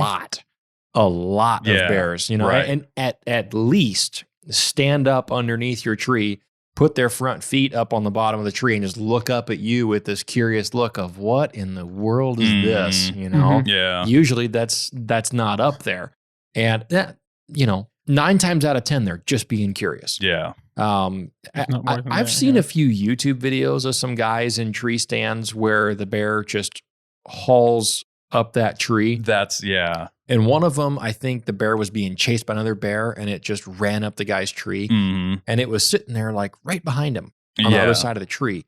And that bear was kind of clicking his teeth and popping his jaw and maybe woofing a little bit. I don't remember. But that bear was right behind this guy within the reach of one swipe. Yeah. He could have had that guy ripped out of that tree stand so fast. Yeah. And that bear was already acting in a defensive manner. The instant you move, moving your camera to get a better picture of it, or hey bear, if you startle that thing, man, it's over. Yeah. And I don't care if it's a 5-foot black bear, he will ruin your day and eat your lunch. Mm-hmm. And another thing, if a black bear comes up to the bottom of your tree stand and climbs up your tree and then has his head just underneath you, do not ever kick at that bear. Don't kick him. Don't pet him. Don't kick at that bear. Yeah. He will bite you on the foot and rip you out of that stand faster than you can say, what just happened? Yeah. So I'll correct my statement on saying I don't think that ground blinds are more dangerous. Yeah. Or that tree stands are less dangerous. I don't know. I'm all confused today. But but what I'm saying is a lot of people go into a tree stand and think they're invincible. Yeah. They feel like they're out of the danger zone when they're in their stand. I can see that. And I guess that's more what I was going towards. Is you're not out of the element of the bear bait. You're not. Now, if you don't have a ladder stand, you're going to be a lot safer from grizzly bears. Oh, yeah. Right. Oh, Like, sure, yeah. You're virtually untouchable. Right. I've seen a few grizzly bears that'll climb a tree a little bit, but I've never seen a grizzly that'll climb like a black bear. They'll just sit at the bottom and look at you. Yeah. Now, you may get an 8.5-foot boar that just gets cantankerous and tries to dig your tree out of the ground. I'm not saying that won't happen. He might stand there and push on it a little bit, but pick a big tree. That's ideal if you can. A black bear climbing your tree because he doesn't like you is rare. Most of the time a black bear climbs a tree Very either because they have no idea you're there and they just climb up there just to check it out. Or they climb a tree. They'll climb it to check you out. Or I've not had this happen to me, or maybe I have. It's been a long time, but where a sow with cubs is in there and she senses danger, and it may be you guys, but she'll make her little signals and the cub will shoot up a tree and it's your tree. And those little cubs, while they could bite your hand off, are a lot. When they're real small. I've heard of guys feeding them marshmallows. I don't think I've ever done it, but like I said, it's been a long time. I remember something. It's been so long. I can't remember if it was. I haven't fed them marshmallows personally, but I've heard of guys feeding cubs marshmallows. And I don't know if that's the best thing to do, but it's probably not a good idea. Yeah, I'm going to go ahead and say no. One cub makes the wrong little moan and mom's coming up that tree hot and bothered. Yeah. And then you're in trouble. Yeah, when you run out of marshmallows in it once more. Right.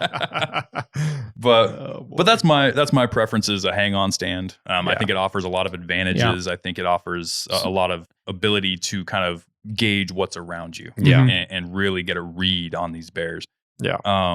I know that ladder stands offer a lot of the same benefits. I just think that, and they're a great option. I'm not saying they're not a great option. Right.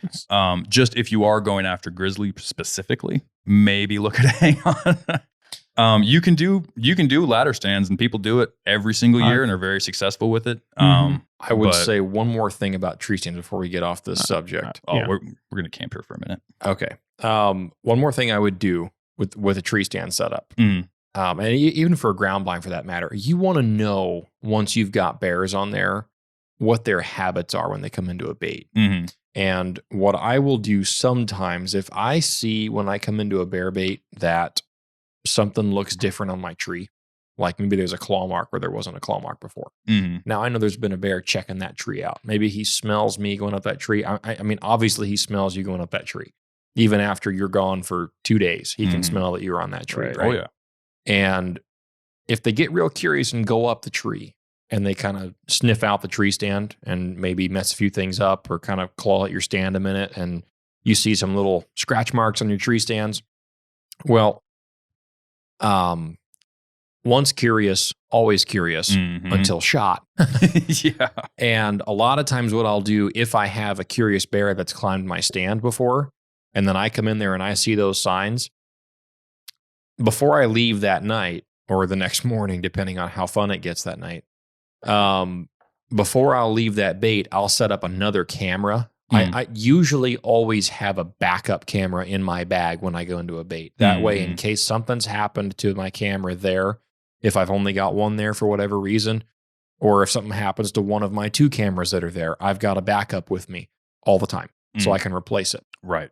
And I'll set up a 3rd camera facing my stands or my ground blind for that matter. If you build up a big brush blind that you just sit behind when you come into your bait and you get in there and that sucker is wrecked, you need to watch out for that bear because he's trying to tell you that he didn't like what he saw.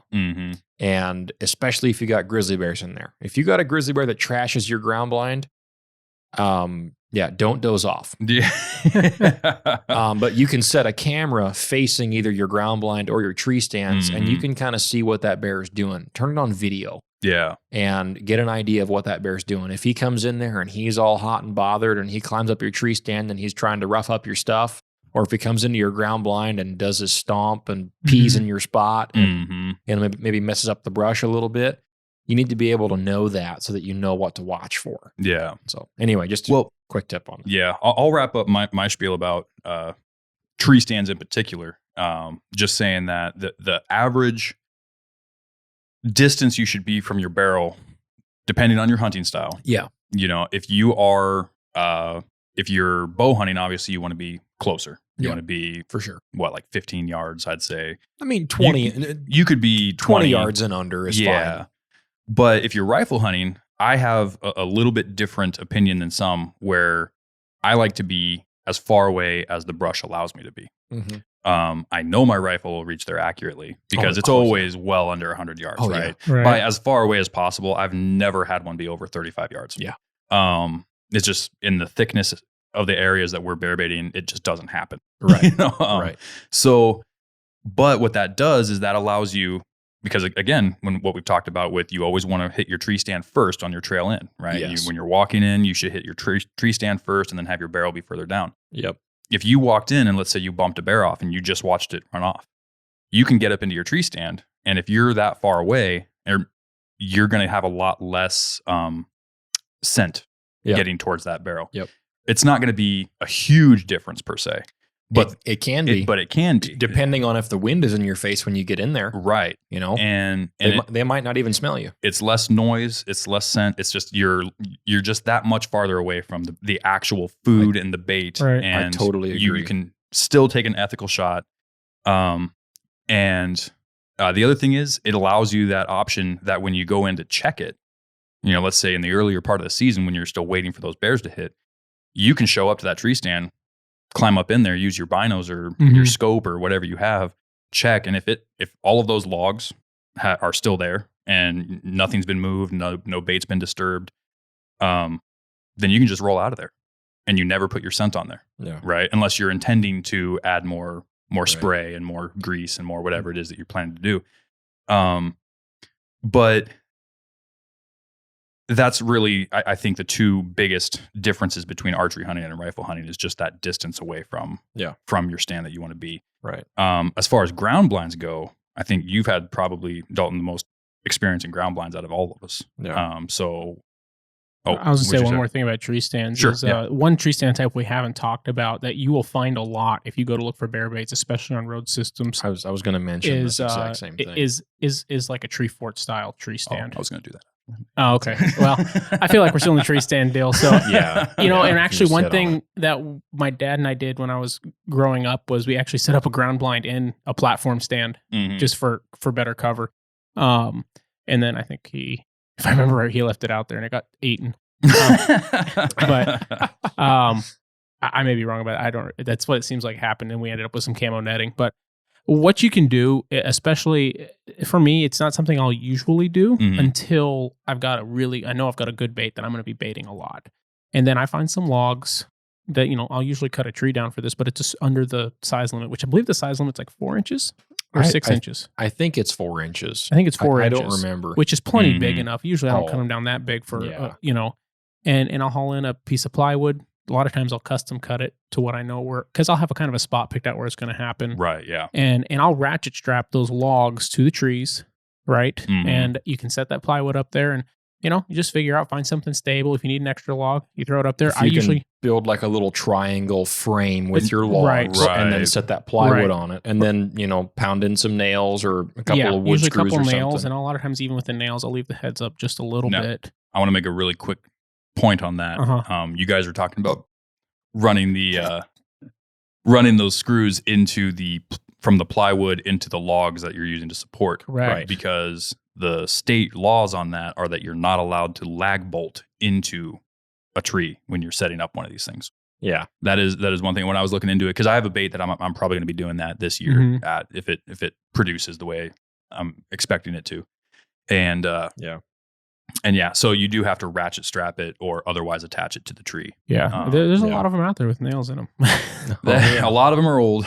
Yeah. Those are the old ones. And hey, if you find it and you can use it, nobody's using it, go for it. But I just wanted to say that before people got in trouble. that's why I specifically said ratchet strap, because you know what? Ratchet straps aren't expensive. It's easy to do. It makes it really easy to take down at the end of the Don't year. use cheap straps. Yeah, Don't do do that either. that. No. Get good 1.5 or 2-inch ratchet straps. Mhm. And And then you talk Yeah. about being comfortable. Okay, you Oh, got a yeah. platform, especially if you throw Picnic up a camo chair. net. You Yeah. got your folding chair of choice. Mhm. If you want to carry it in there with every time, or just keep one out there you don't mind the bear eat. yeah. And there's Because they tricks to will. do with that too. They Even will. with my nice tree stands, I fold the seat up however I can. I Yeah. strap it to the tree Yeah. to Yep. make it hard to get at. Yep. With folding chairs, at least fold them up and lay them down, Mhm. because then they don't see them unless they climb up there. Right. You could even bungee them to a tree, make them harder to get at. Yeah. Right. Yeah. But Now, I love that setup, especially, and actually I've killed multiple bears out of a setup like that. Yeah. And I love it because it's nice, it's easy, it's Well, relaxed. and then You're you able talk to spread about- your gear out. Yeah. You're not all. It's not right in between your feet the whole night. It's as comfortable as sitting on the ground blind. You have Mhm. all that room to just lay your stuff out at your Yep. feet. Yeah. And the great part about it is you can just put camo netting around the whole thing. Mhm. and if you're And- really tired, Oh man. you can lean back in your lawn chair and fold your arms and doze off a little bit, or especially if there's two people and you take turns and you're sitting overnight or something. Some of the Oh, yeah. best naps I've ever taken were in that Comfort King, man. Oh, yeah. Yeah. But, At the right bait, a platform stand is yeah. a luxury. But And like I said, that is a very nice setup to Yeah. go with, but do it responsibly. and remember that you are required to bring everything back out at the end of season. So don't build some crazy Swiss Family Robinson treehouse up there, because Yeah. you have to drag you're it all supposed to haul back it all out. Yeah. Yep. Yeah. So Yeah. In an ideal world, if you can just go in there, use some small trees for your support post, or I'm sorry, for your frame, for your Mhm. outside of your frame, and then cut a couple to nail to each other as like a little floor joist, if you could imagine that. Mhm. And then lay your plywood on that. All you need to carry out is your ratchet straps and your plywood. Yeah. And just Right. leave your little frame sitting there on the ground. And if it Yep. doesn't rot too much through the winter, use it again next year. If you store it right, find a place to set it up or something, then it'll be fine the next year. Yeah. Yep. And that way you don't have to carry out 2x4s or Right. 2x6s Right, and yeah. plywood and any Right. hardware. I mean, that if you use want to do put it 2x4s together. in the whole 9 yards and carry Sure. it out, Sure. but it's just Keep it and like I manageable. said, and that's where Yeah. if you've got an established bait, if it's a wheeler bait, Yeah. Mhm. a lot of those things just make it really nice to do that. And Yeah. I don't know if I'm going to set up any baits like that this year. And a lot of times, if I have a bait that I can just know it's going to be good, and I'm going to be coming back the next year, I may not even bring my regular stands in Yeah. there. I may set that up to begin Oh, with. sure. Yeah. I mean, if you know that's the method you're going to go with, why not? Yeah. Like, I think I've got a spot this year that I've got 3 real nice hanger stands right now. I'm mhm. debating on whether or not one of my baits is either going to be a ground blind or I'm going to go full Swiss Family Robinson and build a nice platform stand. And by nice, I mean, Yeah. A lot of but it- guys will throw a couple logs up higher and throw a tarp over. Oh, yeah. Oh yeah. Yeah. The rain. Yeah. Yeah. Nice green little tarp, and you can leave your t-shirt sitting in there nailed up to the back of the Yeah. wall, and Yeah. leave a little bit of scent in there. And then when you come in and sit down, it doesn't look like anything's changed. Yeah. And they'll just carry on. Exactly. Just don't be smelling like Marlboro Reds and Old Spice. Hey, you know what? And some bears don't care, but it's up to you. I think we need to make that into a Bear Baiters t-shirt. Marlboro Red and Old Spice. I was texting Chris earlier today, and Yeah. he was texting me about that. I was like, that statement's going to live with the show forever, bro. He's so proud that we keep using that. Yeah. Chris is hilarious. We might have to make a t-shirt about that. Yeah, we might have to. We have some other ideas, the Timothy Treadwell t-shirt might have to come first. Goats at the bear bait. Yeah. Yeah. Goats at the From bear Rose. bait. Yep. Yeah. All right, folks. We all know that one of the most common mishaps in hunting is damage to your rifle scope. Last year, I found the solution to that problem with the Stealthy Hunter rifle cover. It wraps around your scope and action securely to protect it from getting knocked off of zero or even severely damaged. Stealthy Hunter also has a glassing pad and a wide variety of supplements for the outdoorsman, such as protein powder, CBD products, turmeric, and gut health supplements. They also make a lightweight trauma kit weighing in at just 14 ounces that includes everything you need and nothing you don't for all of your backcountry medical emergencies. To shop all of their equipment and supplements, go to StealthyHunter.com and enter the discount code at checkout, The Northern Hunter, to save on your order today. All Stealthy Hunter equipment is proudly made in the USA.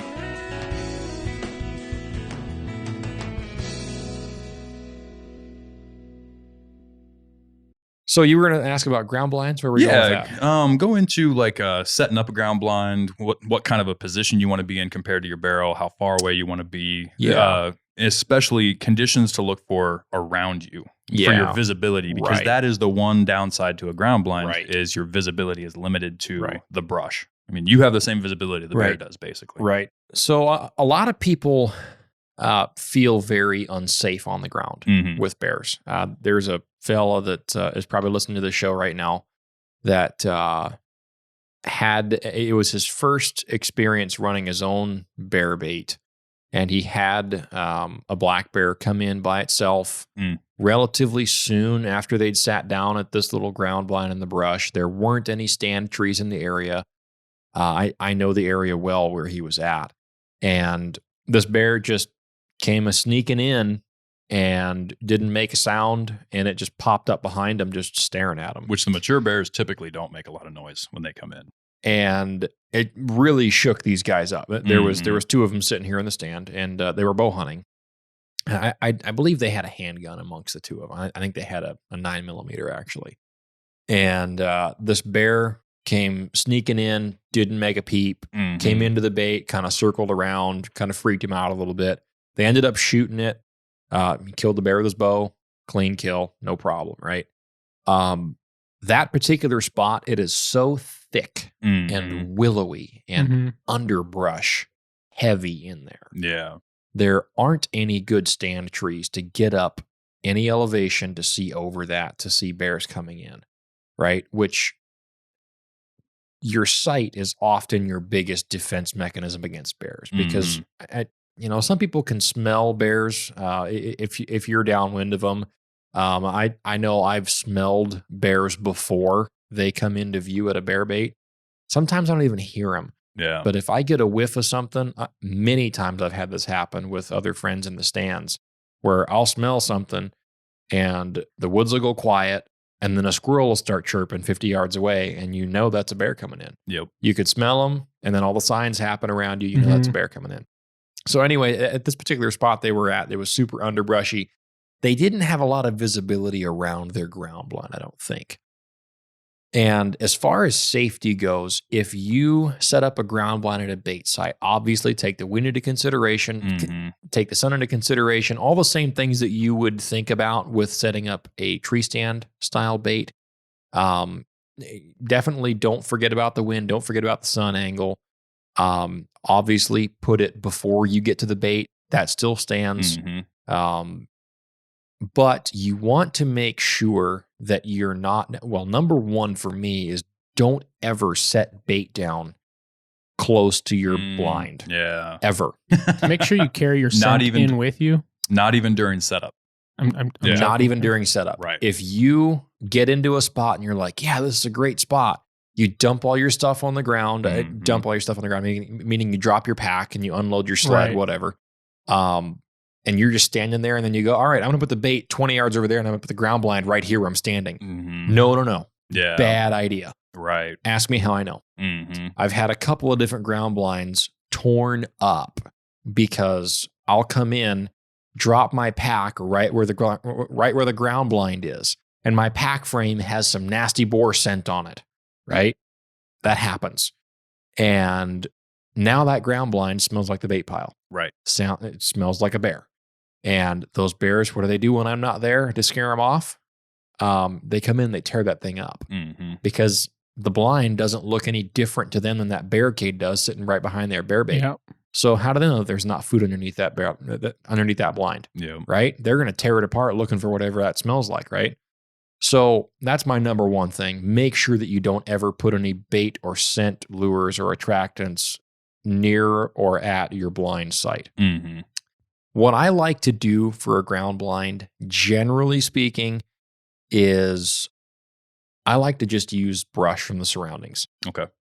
If it's early in the season, obviously all your stuff is going to be pretty dead in there in the beginning of May. Once it starts greening up, you can kind of cut some underbrush from around the area. You don't need to cut big trees to do it. Obviously, we already covered that.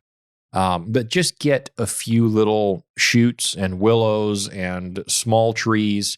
And what I've done in the past is I'll take 3 or 4 dowel rods from like Lowe's or Home Depot, right?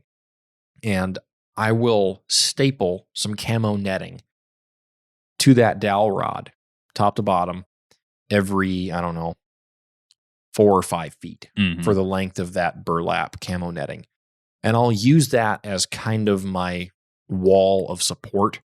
And then when I go into my spot that I picked out to sit at a ground blind bait, I will take that and unroll it with those dowel rods stapled to that netting. And I'll stick those stakes in and kind of build myself a little semicircle. Yeah. And I'll wrap myself around in that little enclosure as much as I can. And sometimes I'll bring in 2 different sets of netting just so that I can make almost a complete circle. And then I'll have some brush sitting off to the side that I can just pick up and close off my entry. That way I'm not really exposed so much. Visibility wise, that helps a lot. And then once I get that camo netting set up, you just kind of get some sticks and brush and just pile on the brush and some spruce boughs from here and a willow brush from there and different things. And before you know it, you feel like you're in Africa at a lion bait, right? And obviously keep a shooting lane, keep several shooting lanes towards the bait and around yourself. And make sure that you have sight lanes too. You need to be able to turn on your stool or in your chair quietly, mind you. Yeah. And because now you're on their level. When you're up in a tree, it's easy to kind of get away with a little bit of noise because they're generally not looking up in the trees for whatever's making any noise. Most of what they encounter is on their level, right? Most of their threats. Well, now you're on their level on a ground blind. And if they come in and you make a squeak in your chair, getting your bow ready or clicking the safety off your rifle or putting your book down, whatever it is, or you drop your phone out of your lap when you fall asleep and a bear comes in.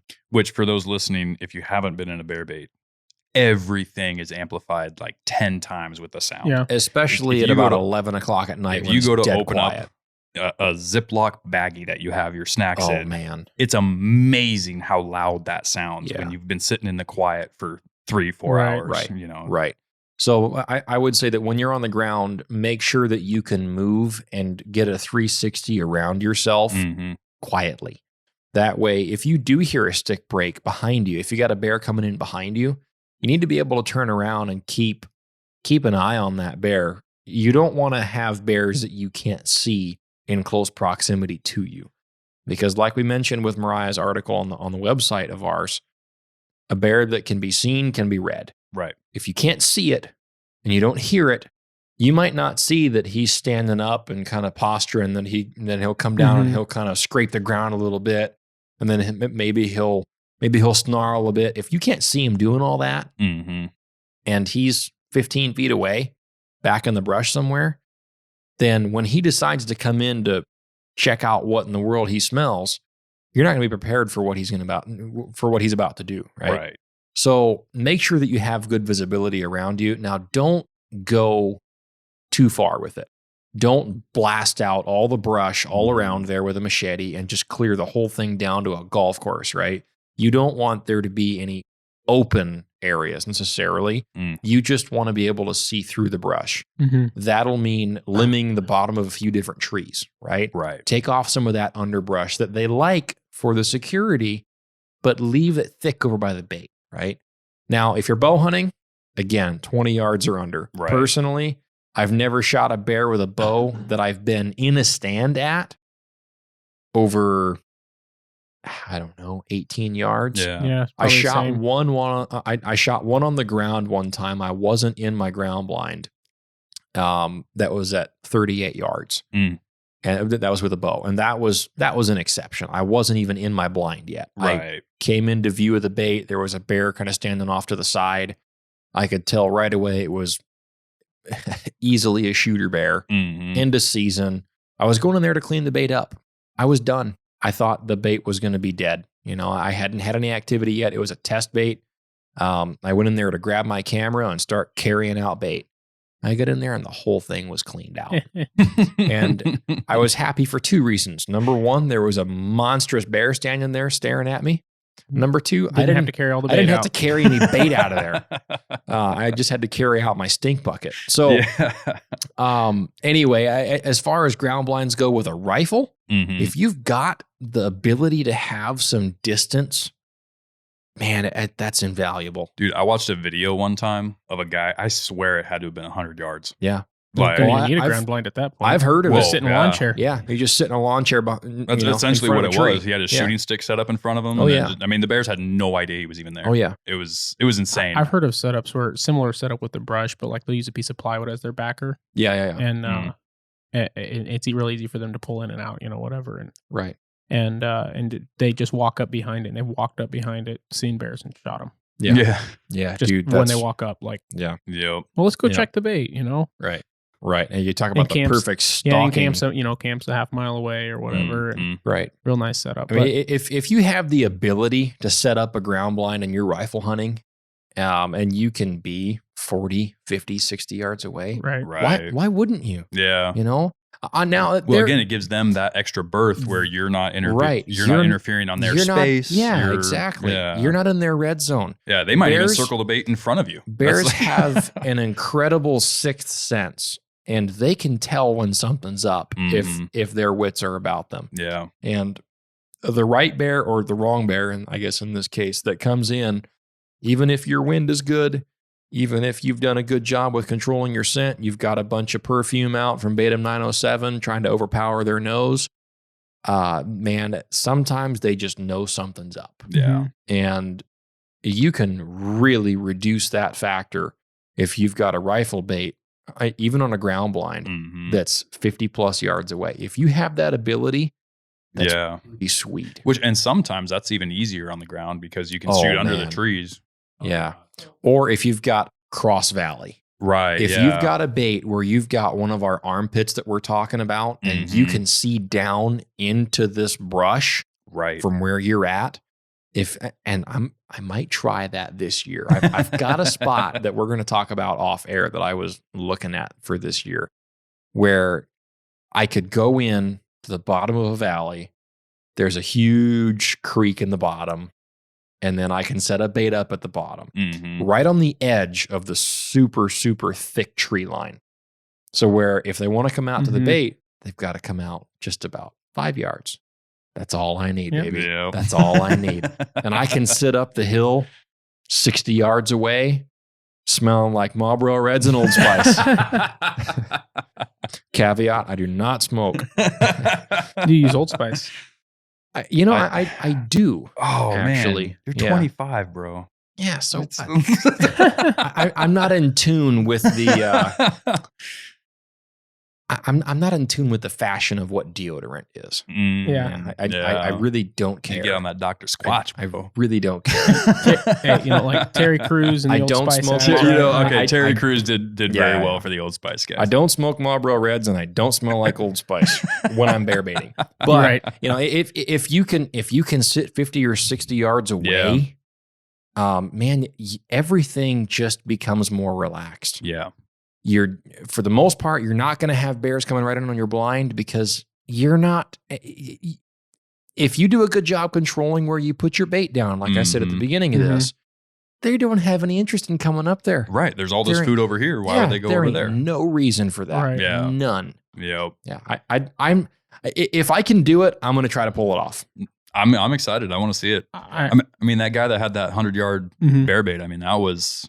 You talk about being able to sit there Dude. and just relax. Yeah, I was impressed. I'm not going to lie. I will say the one thing I would miss if I do set up a bait like that is you're not in close being able to watch I was going to them. mention that. That would kind of bother me. There's Yeah. something about that experience of just being right.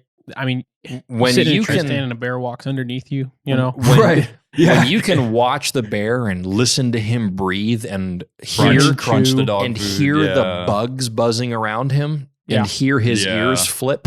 There is to something shoot the bugs special to away. that. That's something you can't replace. And it's something you can't get anywhere else. No. You know, I mean, especially for the duration. I mean, that's half the reason I like bear baiting is just watching it's so them, much man. fun. But I was going to ask, because you talked a lot about, kind of building a ground blind and that being ideal. Yeah. Have you run pop-up ground blinds? I have. I'm glad you mentioned that. I forgot to mention that. I've got a It seems like pop-up ground blind. Ease of access and being able just to throw something up, especially if you don't have a stand set up Right. when you walk in and there's bears there and Right. you're ready to hunt. Right. So the major downside to a pop-up blind is they're heavy and they're cumbersome to carry. Mm. They're big. They don't collapse down that small. right. And you do have some blind spots in them.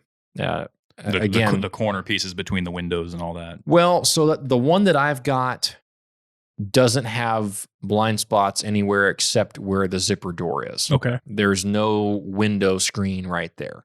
Now, when I set up a ground blind, I've got all the window screens unvelcroed Right. and down. Everything's open in that thing. And I've got a thermocell running, all the bugs stay out of it. It's like you're in your own little bubble. It's pretty in there. nice. It's pretty slick. Pretty slick. So we used to Um, run one in a tree stand. It was pretty nice. How redneck are you? You know me, Very. you know my dad. So Yeah, that's pretty funny. I've run the pop-up blinds a lot. I do want to say you want to make sure that you've got some kind of covering for your face Mhm. in there. And I would wear some kind of a mesh or even light glove, like a dark colored glove, and then wear dark toned clothing when you Mm. sit in a bear bait pop-up blind, because you've got a dark blind that you've got brush still around it. I still line around it with brush because, whatever Realtree X whatever Right. camo is not what your Right. bait is going to look a like. dark tone that's not shiny is the ideal ground blind for Right. sure. Right. So, but then you have all those windows open. So Mhm. they're going to see this big pile of brush, whatever. They can't distinguish what that is. But then you've got holes in it, and the inside of a blind is black. Yeah. And when you look into the blind, if they see this reflective, sweaty face sitting in there, Yeah. or if they see you wearing camo that sticks out against that dark background of the blind inside, Get your original Sitka patterns the going. blind ain't the place for camo. Yeah. It just isn't.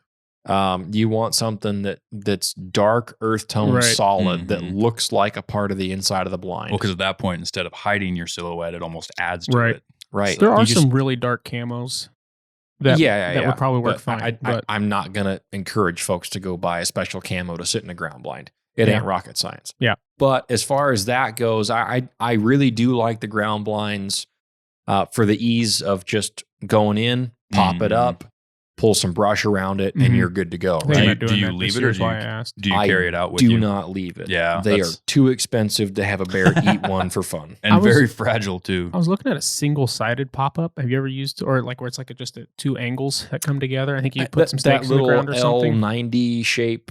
The one I pop-up was looking deal? at wasn't even quite an L. I'm pretty sure I didn't look Oh, at it okay. a lot, but I think it was like Realtree or something. I haven't And seen that. No.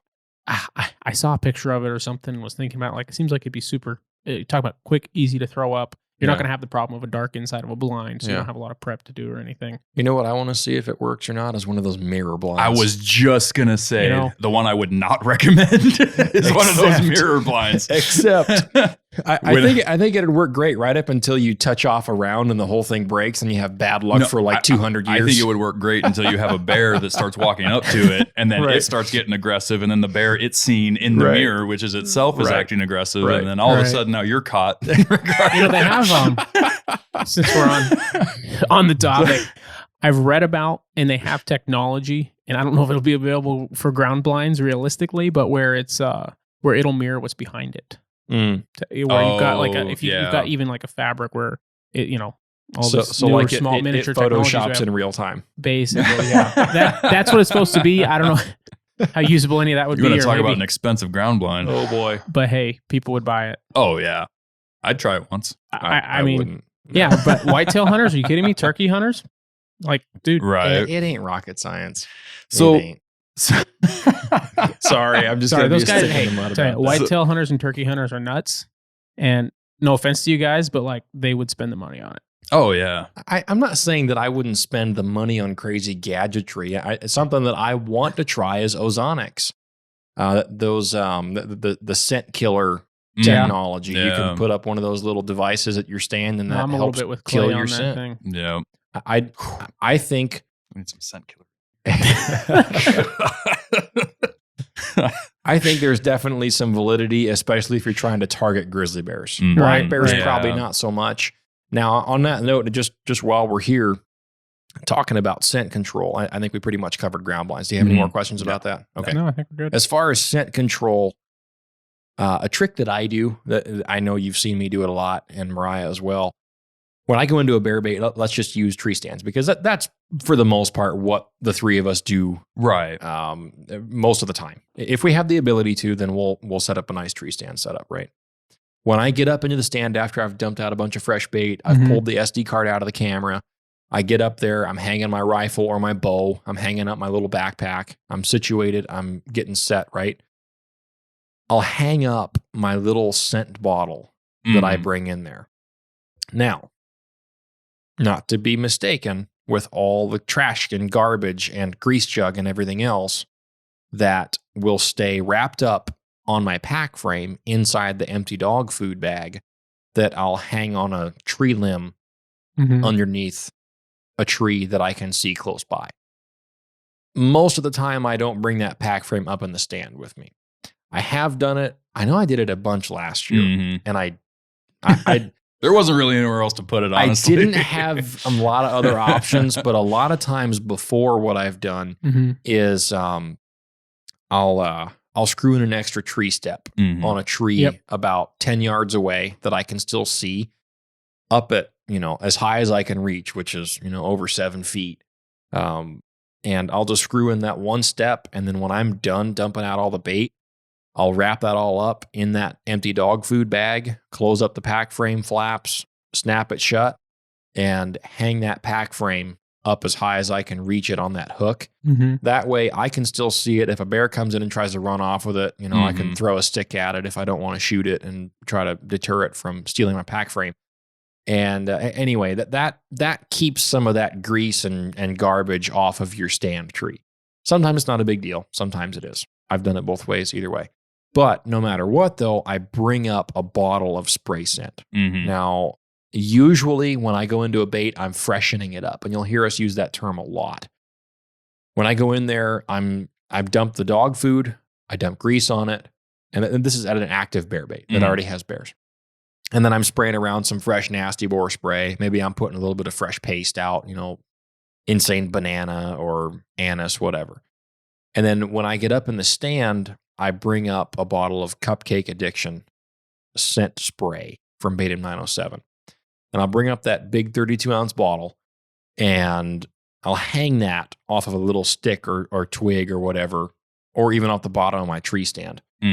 And that's for the sole purpose of, after I get situated and when I expect bears to start coming in, I put that spray on that very fine, wide spray mist setting on the nozzle, and I'll just give that a squirt in every direction around Just like me. an air, kind of let it drift off. And then just let the wind carry it off into the spruce boughs and onto the trees around me, and you can see it kind of fall down in the glistening sunshine. I love and that look. You just know that everything around you now smells like cupcake addiction. Keep in mind that keep in mind which direction the wind's blowing. Yeah. And don't blow it, spray it into the wind, or else you And then get it in your eyes. will be get it in your eyes, and then you'll smell like blueberry. Or for me, I would smell like blueberry. But I've got an even worse one.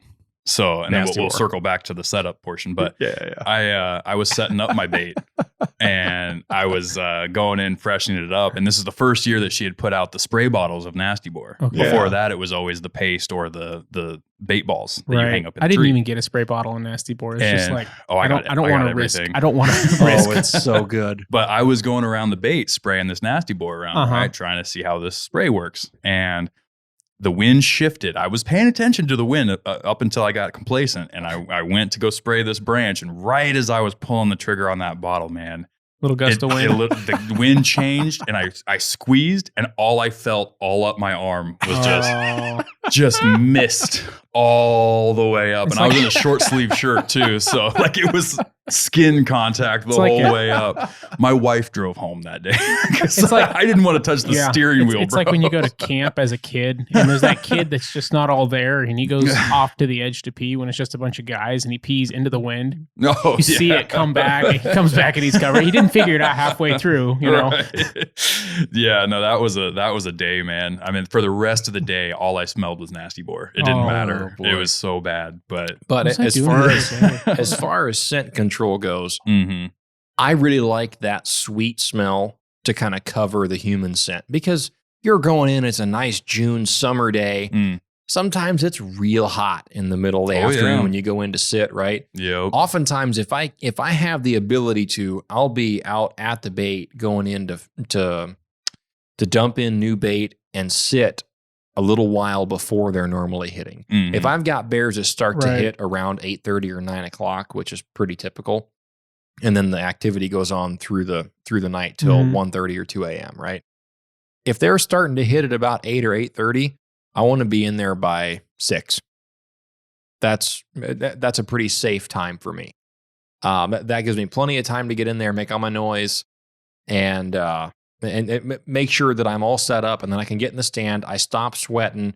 That scent has a chance to kind of dissipate. I kind of dry off. I don't smell quite so bad. And I use that cupcake addiction spray to cover that human scent around there. And then if you get a bear that comes in, he's real tentative. He starts doing a little circling around. He's not sure if he wants to come in or not. He can maybe smell you.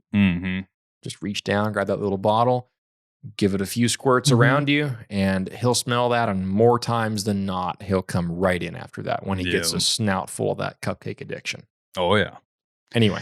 So that's a good little area there. How do you know when they're coming in at 8:30?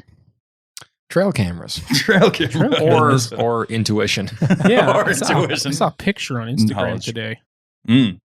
Did you really? I did. No kidding. On which page? The Northern Hunter .com. the northern.hunter. Oh man. And you're the tech guy.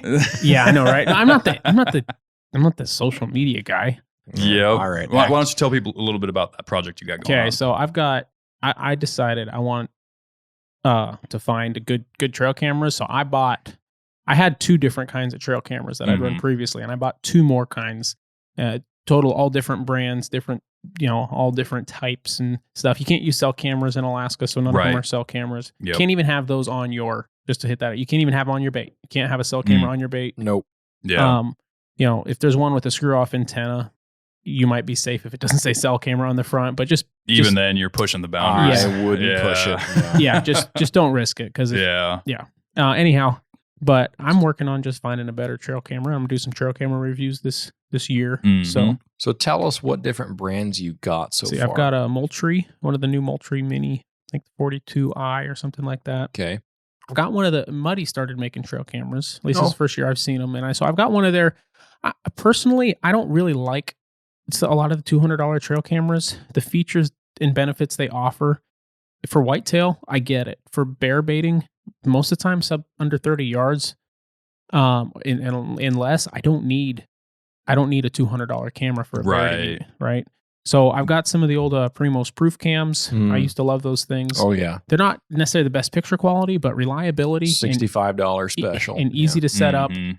So I've got a couple of those. I've got 2 Cam Park minis. Okay. Cam Park is become more well known recently. Yeah. They're I'm pretty sure they're just a Chinese brand. I think they might be processed by an American company, but Yeah, I don't know. I've looked into them, but I don't know where they're made. from what Yeah. I've seen, I think they are. There's just too much weirdness in them. There's not like there's this model, and this model. There's 3 models that look the same that say they have different features and Mhm. weird names and stuff. So I'm not completely sure, but I picked these up used a couple of years ago, and I used them. They had great quality. They're super light and small, and most of the cameras I have this year are like that. I personally don't see the need for a big heavy trail camera, at least at this point. Then again, with the bear bait, it doesn't really matter. Right. Right. So you're planning on setting up 2 cameras per bait then? 2 to 3 right now. I have enough for 2 per bait. Yeah. And we'll probably be getting some more for you to test Yeah, too. yeah. Just I put a thing up on the Instagram asking people what style they okay. wanted to try. So we'll see if that brings in any answers. But What yeah. do you usually run, Dalton? The Brownings? Yeah, I've got an assortment myself. I have one of the higher end Primos cameras. One of the higher end proof cams, or Yeah, I don't remember what model it is. I've had it for Okay. like 3 or 4 years now. It seems to do real well. I think if I remember right, it's over $100, like $130, mm-hmm. and it takes great pictures. The battery lasts forever on that Mhm. camera. There's a lot of different settings on it though, like trigger speed, Yeah. delay, and different video mixed with photos or just photos and bursts Mhm. and single photo and all those other kind of little settings that you have on these little slider bar selectors on that camera. That's the one part about that I don't like. Really? Yeah, I'm not a fan of that. Mhm. I don't care as much about it. It's not the delay, trigger speed. Yep. And how quickly it takes the photo. So I personally do like having the option because you're going to have so many different settings that would come from a factory, right? I like having the option to set it, but once I set it, I can forget it. Yeah. You know, that's kind of how I feel Yeah, about yeah. trigger speed, because it does matter. So- Because if you have a really fast trigger speed and you only get the nose of the bear, I was just gonna say it almost works the opposite with bear baiting, because if it takes the picture too immediately, fast, you're just gonna get the head as he starts triggering that Blur. motion detector. right. If there's a little bit of a delay, then he'll come into the full frame picture. Correct. Right. So I've couple of years ago, I used a Mossy Oak camera.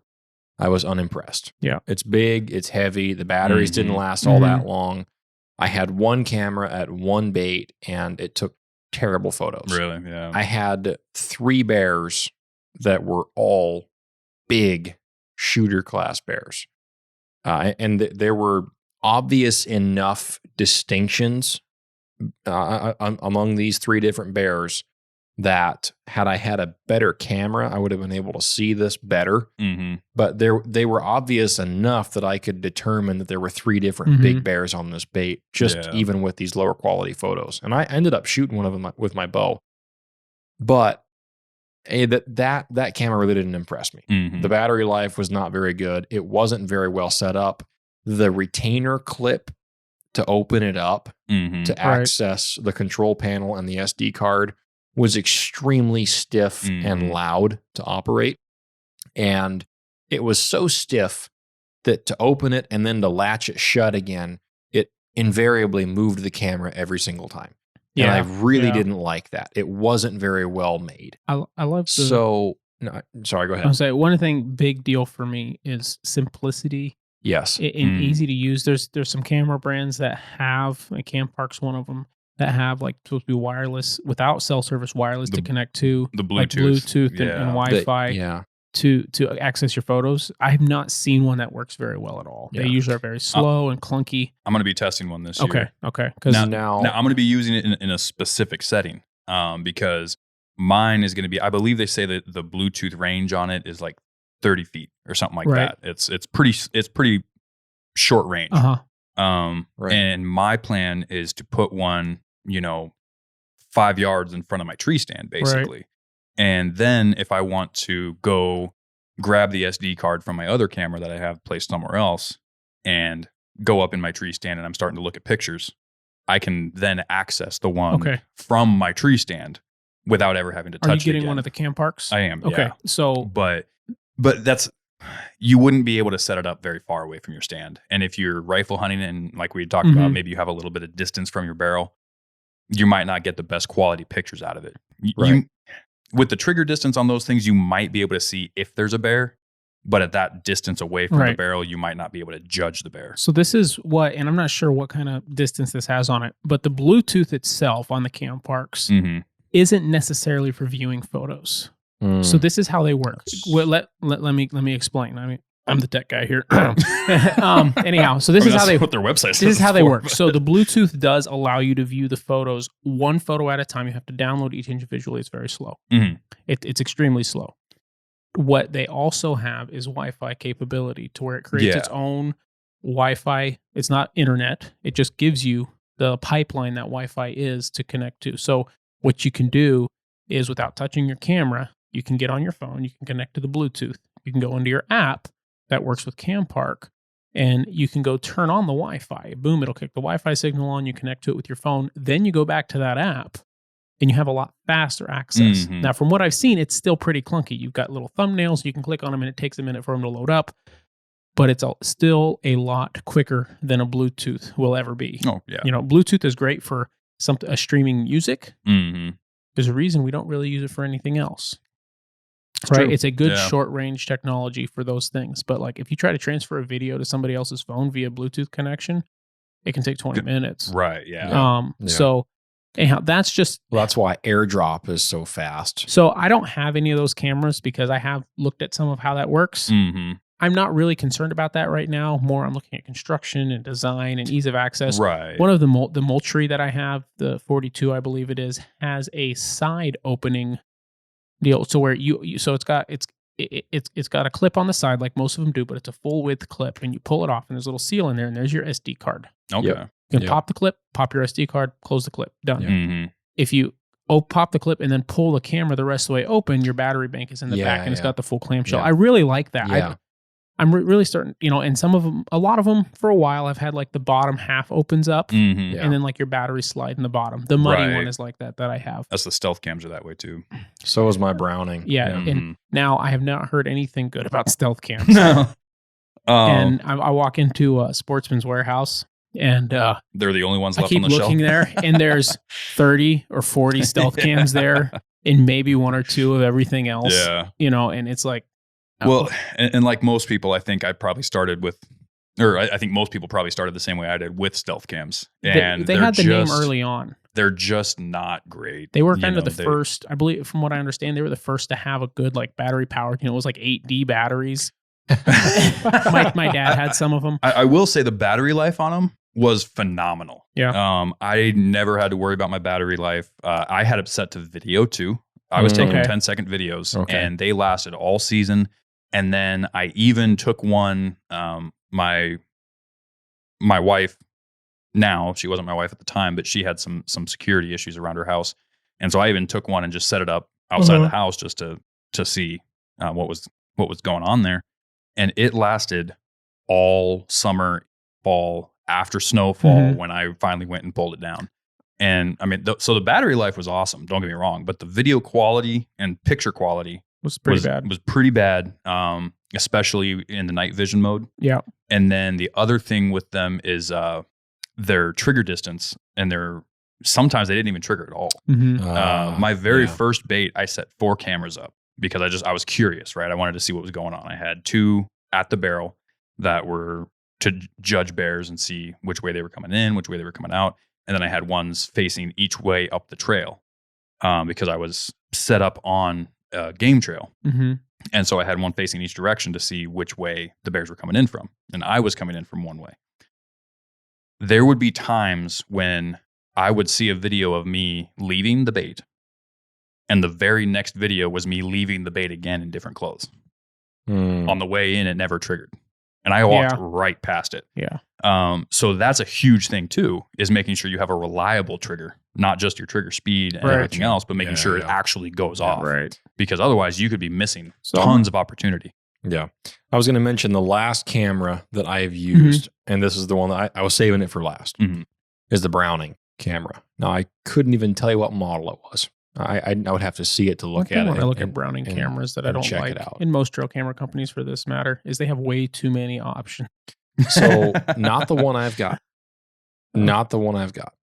And that's why I like it. Now, I mentioned earlier there's too many options in cameras. Oh, you mean in model choices. You go to their website and there's like 5 or 6 different series of cameras and 5 each series. And it's like... Okay, well, this was probably 4 or 5 years ago. I've still got the same one. I walked into Sportsman's Warehouse. One of my bears had eaten one of my $65 Primos cameras. Yeah. Which is a pretty rare occurrence for me. I'm very good about not getting scent. Right. I wear gloves for everything at a bear bait. And then when I touch my cameras, it's just my hands. Yep. And my hands just smell like the inside of a leather glove. And anybody that's bear baited for more than 1 year knows that bears will eat your camera. Yes. If you walk over with grease on your boots from the bear bait and you touch that camera with your nasty hands that smell like scent and grease, kiss that camera goodbye. Yeah, and that's why we like the idea of the wireless. Right. Yeah.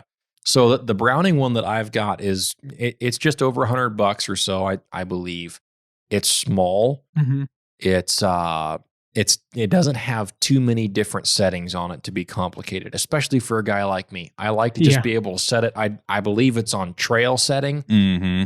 I think that's just photos. I think it takes 3 photos every so often. I think every 5 minutes it'll take 3 photos if there's still activity. Pretty ideal. And so you don't have a bear that comes in and sits there for 6 hours and you get 300 pictures of the same bear. I don't need that. Right. You know? So this one does a really good job in it. And the trigger speed is such that it doesn't go off as soon as a bear clears into the frame. Kind of gives it a second or so. I don't get a photo until that bear is like standing with his head in the barrel or laying on the ground, pawing food into himself, right? I love that camera. Right. The other thing I was going to mention, and you talked about how your camera that you set up in your wife's driveway was not taking very good nighttime photos. And I was telling Mariah this a couple weeks ago. We were chatting about cameras and differences. One of the stealth cams that a person that Mo and I both know has run for a few years, the difference in when a camera switches to black and white night mode, how long that takes for that to happen will vary within the quality of each camera. Oh, of course. So haven't done this research for sure. I'm going to look it up because I'm really curious to know. I'm going to try to figure this out. But I think what honestly is a lot of the cameras are actually set to go into night mode, not necessarily by how dark it is out, but by time.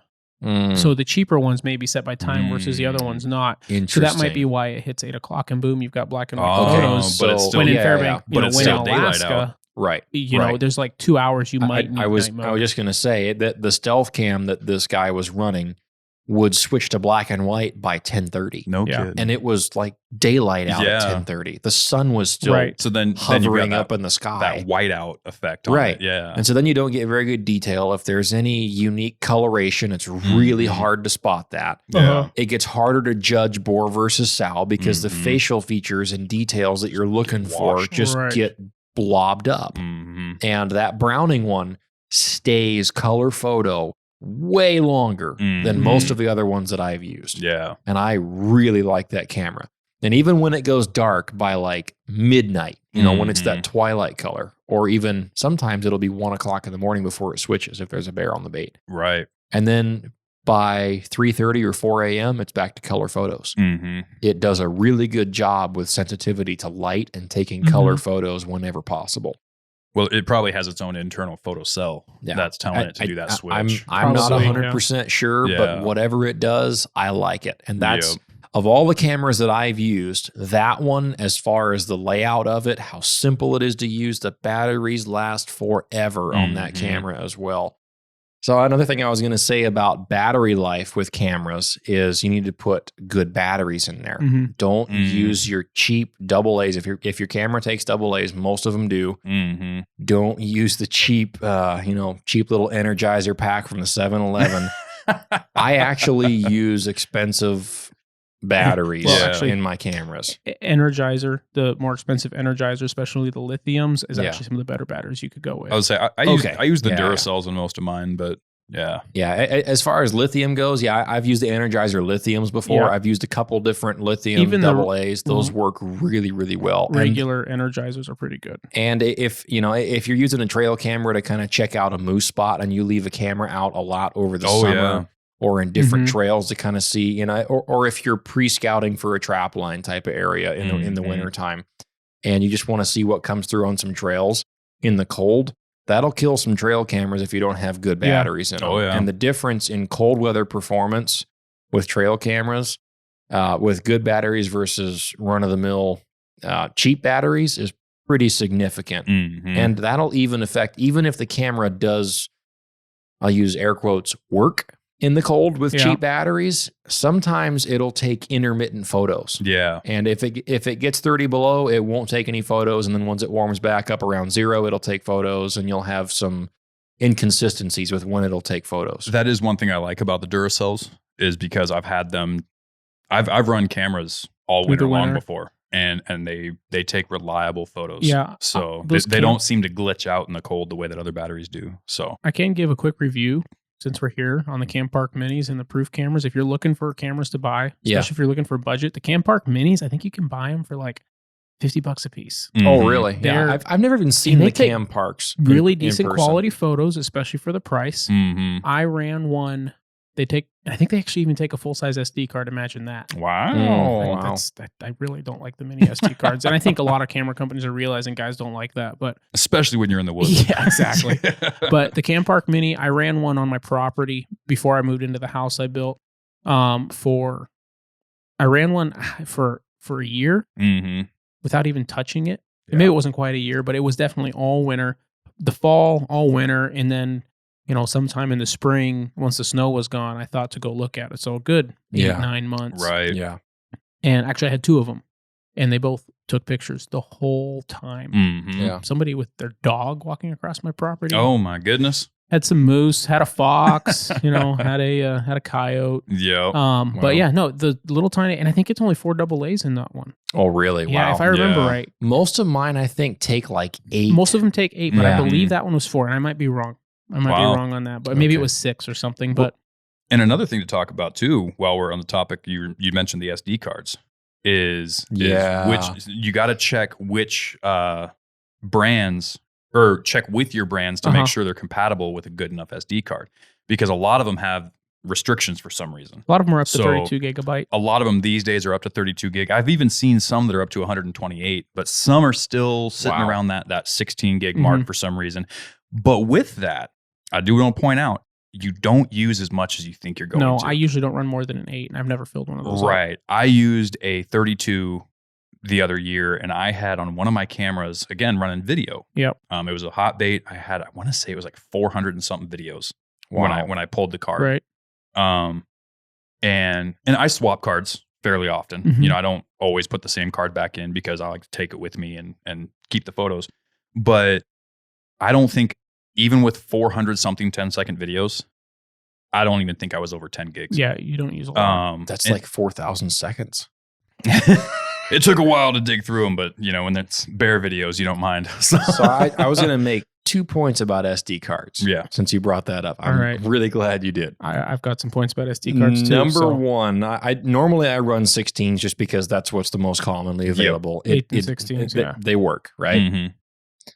I've also had other people that hunt with me go into my baits without me to go in and check. Mm-hmm. Especially while I'm out of town guiding. I know where you're going with it. And I had one individual go in, and I don't remember who it was. Was it you, possibly? That James? formatted it wrong? No. Oh. No. Okay, probably not you then. It wasn't me. I don't remember who it was, but somebody... No, now I know who it was. I'm like the game camera guy here. So I'm not going to name who it was. I just remembered who it was. Anyway. Who was it? I'm not going to tell you. Someone went into my bait to check it. I was out of town guiding, and they had my written permission to be at my bear bait. Right, I had their hunting license number written on the tag at the bear bait. Mm-hmm. They were authorized to be there and hunt, right? Which you will learn about when you do your bear baiting clinic. Correct. Yeah. So they went in there and pulled the SD card in my camera, in my Browning camera, actually. And this was the week before I was supposed to get home from guiding. I get home, I run out to the bait. I think it was the following afternoon because the bait was covered up in bears. I get into the bait with 100 pounds of dog food on my back and a jug of grease in one hand, a rifle over my shoulder, and my bow in the other, right? Mm-hmm. It's about 3 o'clock in the afternoon. I went in early knowing that there were probably not going to be any bears there. This person had been sending me a bunch of photos while I was out and about and coming back into town. And I knew about what time these bears were going to be coming in, right? So I get back to town. It might have been a couple days. And I got in there and I went to pull the SD card. By the way, all the bait was gone. I dumped all the fresh bait, sent it up, grabbed the SD card, climb up in the tree stand, get out my SD card reader, plug it into my phone, and it says no photos. Oh. Didn't turn the camera on? No, the camera was on. But you know what they did? They're on the side of most of these SD cards. There's a little lock tab. Switch. Yeah. There's a little Yeah. lock switch. Yeah. And Keeps it from getting edited. whoever Yeah. had and this individual, and they were well intentioned. They didn't mean to do it. It was an accident. And most people don't even know what that little lock switch is for. Yeah. But when an SD card is brand new, oftentimes there's a little lock symbol, a little lock silhouette on one end of this tab or another. And that shows you, is the SD card unlocked or is it locked? And they had put it back in there and locked it Right. accidentally Man. in the process of handling it. And so I had a cleaned out bait that had been sitting for a week Yeah. and that had been freshly baited up when they left it. Mhm. And then I get back a week later and I go in there to sit it. And now I have no Nice. clue what was going on. Well, And at least guess, you got bears. Back to old fashioned way. yeah, I mean, it was back to, well, I wonder what's going to show up Yeah. tonight. And, I think I saw a bear that night, whatever. I didn't shoot it, but Mhm. I came back into town and was a little bit irritated about it. It's So- like, really, I got nothing to look at. On SD cards Yes, from the tech guy. go for it. That's actually a really good point. I've never done that, but no, I know to look at that. So Yes. Um, Yeah. Pay attention to that. So there are types of SD cards. I don't mean brands. I will touch on brands. You can get on Amazon and buy a no-name brand you've never heard of okay. SD card that'll say 1 terabyte. For one, there aren't any cameras that are going to run that. Or you'll buy 50 that say they're 32 gigabytes, and you plug it into a computer and it says that, but in truth, it's not. They're fake.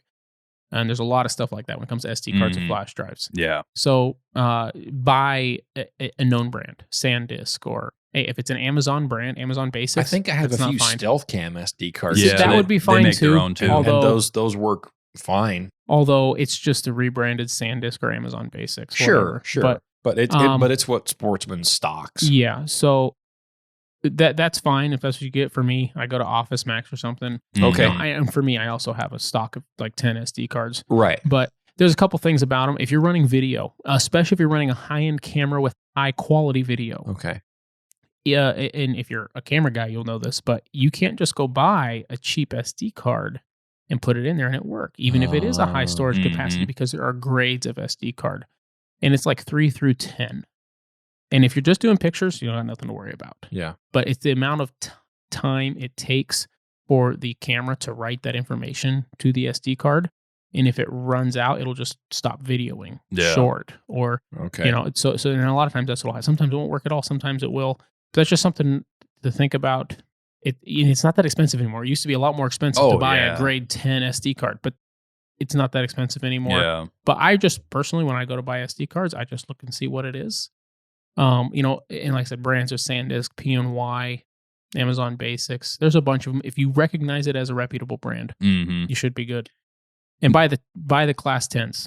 That's just the best way to go. Yeah. Now, you may know more about this than I do. I've just heard the horror stories.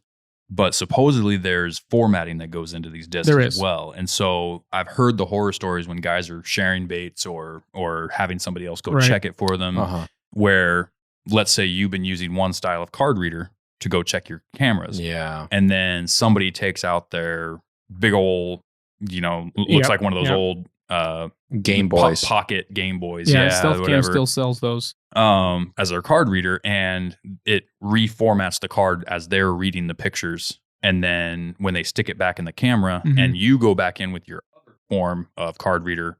Now the card is formatted for, say, Stealth Cam. We'll just use that name because and you can't actually see the pictures because it's the wrong format.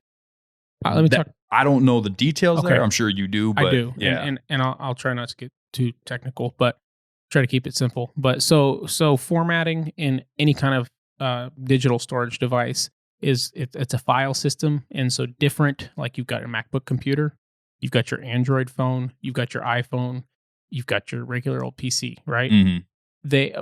A lot of times they all use different file systems. And same goes for cameras. Cameras can use different file systems. Mm-hmm. Now, most cameras, not all, but most, you can pop any SD card into there. And as long as it's not formatted to like a MacBook file system or a Linux or something weird, if it's formatted to whatever it came with, Mm-hmm. you can plug it in and walk away and it'll take pictures. Yeah. A smart thing to do is to plug your SD card in, go into the camera and hit format. Now, when you format, it will erase all data on the card. So if you're using it from last year, save it. But if you go format it the first time, you should be good as long as somebody doesn't plug it into their old thing and hit the format. But we must format it to read it. But if you've hit it format to read it, it's going to delete all the data as well. So the big, actually, something a lot more likely to happen would be if you have a camera that's a lot more picky about whether or not the card's formatted, and you have a card from one camera and you pop it in another one, and then it can't put data on it because it hasn't been formatted, because you got cameras that are using two different file systems. Gotcha. Your dad has had SD card issues swapping, because when he goes into a bait, he'll grab the SD card out of the camera and put it in, and he'll put a fresh one in that's blank, because you never have to touch the camera again. Right, but he uses different brands of cameras sometimes, and then he has issues with cameras taking photos or not. I wonder if that might not be that is exactly why it is. Yeah. So okay. So, and like I said, it's a good thing to look at beforehand. Yeah. Most cameras don't care, but some of them do. So then if you've got a little pocket case that you carry in with you of SD cards, mark them. One or X As or I do. O for different cameras, so that you don't cross your SD cards between cameras. Most of the time you can cross it between brands of camera. If you run all if like you're not like me, Browning to Browning, Stealth Cam to Stealth Cam. If you're not like me trying to test cameras out, most people are going to have one or two brands of cameras. I've pretty much decided to just run Brownings this because year. They work best for I've you, already right? got one. I'm probably going to get a couple more. Yeah. I think this year, for the most part, I'm just going to run one camera per bait. Mm-hmm. I've done the whole 2 and 3 camera thing. As long as I don't have bears, like I mentioned earlier, that are getting around my stands a lot and kind of acting strange, I probably will just run one camera per bait this year. And I guess on camera placement and angle and how far away to put the camera from the bait, we should probably touch on that a little bit here. That's what we were going to get into. I've actually got my SD card case right here. Oh, okay. Just remembered I had it in the box over here when we were digging through the box of stuff. So I have 1, 2, 3, 4, 6 cards, 5 cards, 7 cards. Yeah. Let's go. Yeah. That's 6 cards. Yeah. But actually, because some cameras take micro SD cards, which, as we mentioned, I don't like that. I'll buy the ones with the adapter that it slips into the bigger card. Right. Yeah. So, most of the SD card readers will have both on them. But now on that note, you're going to want to make sure that if you buy an SD card reader that plugs into your phone, make sure it works before you go to the bait. Yeah. Make sure your phone port is clean. The one that I've got just plugs directly. I've got an iPhone, and it just plugs directly into my iPhone. But there's an app that you have to download that card reader communicates with. Double check that that's working, and that you download everything you need to download before you go out in the field. So power up your camera, turn it on, take a picture of yourself or whatever at home, and make sure, and then take that SD card out, plug it into your phone, and make sure that you can see that photo. Yeah. And that way, if you have any issues with your software on your phone, whatever it is that you need to change or get a different app, or that card reader just doesn't work for some reason, you figure that out before you're at a cell service. Yeah. Well, go ahead. I'd say with the phone, with the app thing, so so for me, I don't buy the SD card readers that say they need an app.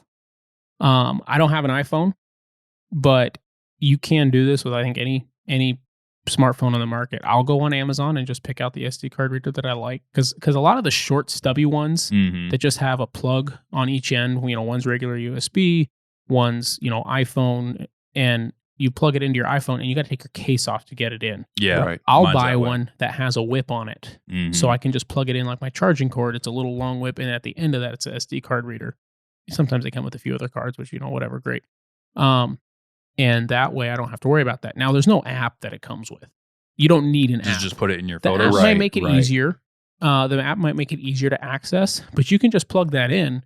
And for me, I just go into the documents or file system on my phone, and I just go click on that SD card, Gotcha. and then I can Right. just view everything there. Yeah. And, a lot of times what I'll do is I'll just go click, download all photos, pop the SD cards back in my case and everything, put it all away, and then just look at my phone, and I can delete stuff I don't want. What I will do on that note, when I get in there and I grab my SD card, I'll get up in the stand, and I don't leave an SD card in there while I'm in the stand. I know some guys like to do that. They'll set it on video while they're in the stand so that maybe they can get their shot on Right. camera.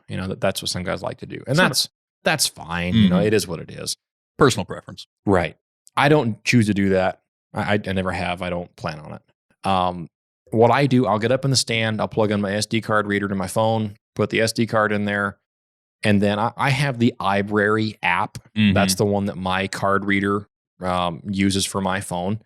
And inside that app, I don't have to download the photos to my phone. Right. I can view it just in that app. I don't have to either. It's just Right. a choice, Right. like what I But- like to do. And I used to just download all photos, right? Mhm. And that takes, I don't know, 2 minutes, whatever. If you have It'll eat up your 300 storage pictures. space. Right. So make sure you have the storage space to do that Right. so you don't clog Mhm. up your phone out there and then it freezes on you. I've had that happen before. Make sure you got enough storage for it. But then also what I do, I scroll through the photos in my iBrary app. Mm-hmm. I'll click through all of them, see what bears are coming in, coming out, get some time ideas of it. I'll save a few photos, Mm-hmm. maybe 10 to a dozen. The good ones that Right. show features Somewhere and in help you ID there. the bears. Right. Somewhere in there. And then I'll just select all photos and clear them all. Yeah. Mm-hmm. I just delete the SD card Right. clean. And then when I get out of the stand to leave for the night or the next morning, depending on how poor it went, I'll put that SD card right back in there, turn the camera back on, shut it, and then I'll stand there for the duration that it takes the camera to turn back on. Yep. I'll stand there and wave at it and get a few pictures of myself. That way I've got a bookend Right. of when I Right. left and then when I get back in. Yep. I want a picture of me at the beginning and the end. And that way, when I get in there next time, I don't have to scroll through the previous 500 photos from Right. 2 weeks ago when I was already there. I can just start at the beginning. Okay, there's me leaving. And then there's bears. And now it's 5 Mhm. days later. And now here I am again. Okay, that's all I've got. Yep. That's the way I like to do it. Yeah. And that way you don't have to sift through hundreds and Right. sometimes thousands of Oh, yeah. photos. So Yeah. one big advantage I like of swapping an SD card at a camera. Yeah. And I was saying, if you have all the same brand camera, you shouldn't Right. have to worry about it. Right. But just double check it. Make sure it works.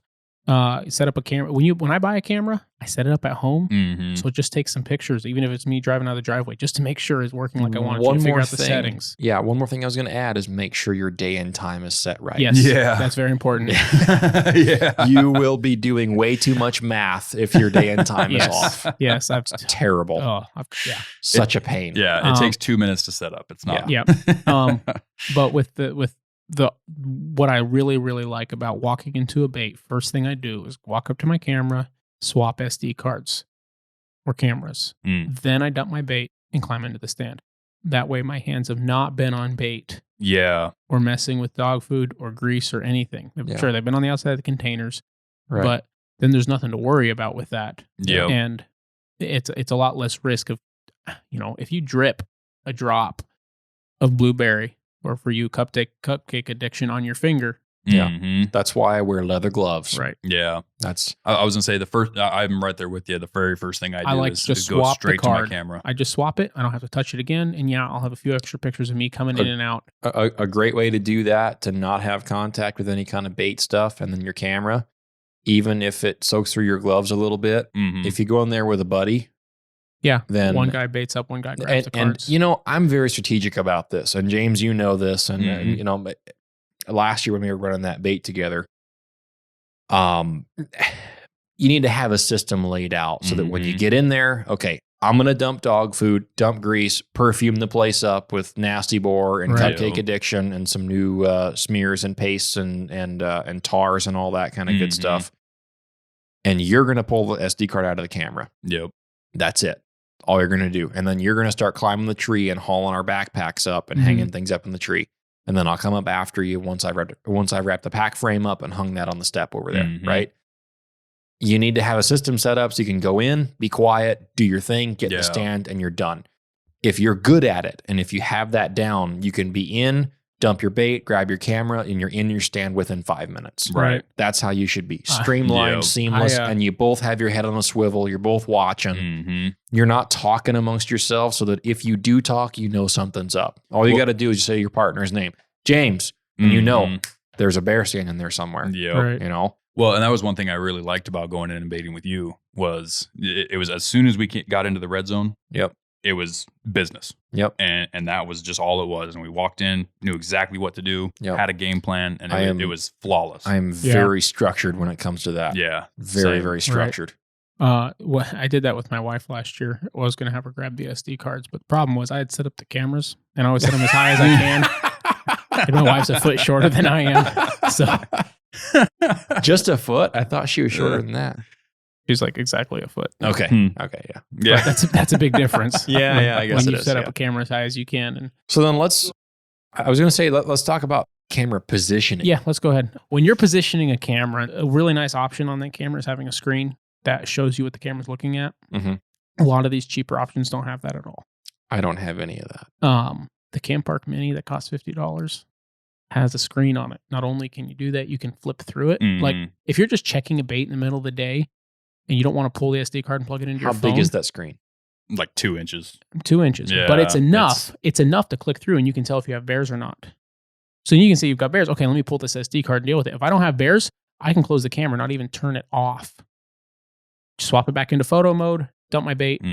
Only issue with that is I've come into a couple different bear baits. Last year when James and I went in there and I killed that big bear with my bow, that bait did not look like it had been disturbed. Right. Yeah. We walked in there and thought, nope, nothing's been here. And then I walked up to it and I dumped I think we only had like a 20-pound bag of food because we had a lot of food on it. And I think we brought a little bit of grease too, but other than that. Yeah, but we hadn't brought in too much bait because we knew we had a lot of food on it. And that banana tar. Yeah. That banana smear paste, man, that stuff is potent. And you wouldn't think that banana smear paste is very strong smelling, but good grief, you can smell the diabetes in that thing. So we got in there. And we didn't, at first glance, it hadn't moved my little stink bucket that I kind of leave on top of the bait pile, just as an indicator if something's been in there, because they'll move that out of the way when they start getting into that barrel, right?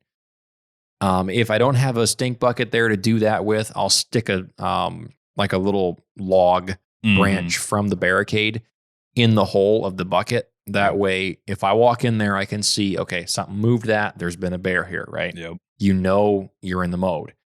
We walked in there and that stink bucket was still sitting right where I'd left it. And the bait didn't look like it had been disturbed. But when I walked up to it, I noticed a little divot on the side of the dog food pile in front of the barrel. And I thought, man, I guess it could have been squirrels or maybe a couple of ravens got in here, whatever. You know, it is what it is. And we pulled the camera, went up in there and sat because, you put in all that effort to get out there. And then at least climb in the stand. Right. I'm at least going to sit up there and cool off a little bit from the walk in. And we get up in the stand and sure enough, on that camera, there was a bear on there. So a lot of times, that mossy oak camera that I've got that I talked about that I didn't care for very much, that one has a little display screen on it too that you can scroll through the photos. It's not great resolution. No, but all it gives you is the opportunity to look and si if there's a bear. But if it's just been a moose. I don't even use it for that. No. I use it for setup. I use it for that. I use it for setup. And personally, I like it for that when I go in Not necessarily. If I go in the evening, I'm going to sit, even if there's not an animal on it, I'm going to sit down and pull SD cards just because I like sitting in the stand. It feels good. Maybe I'll even sit there for a little while and read a book because it's an awesome place to be. Yeah. But when I go in, say, Saturday at noon to check the bait, I'm probably not ever even going to climb into that stand. I've got other places to be that day.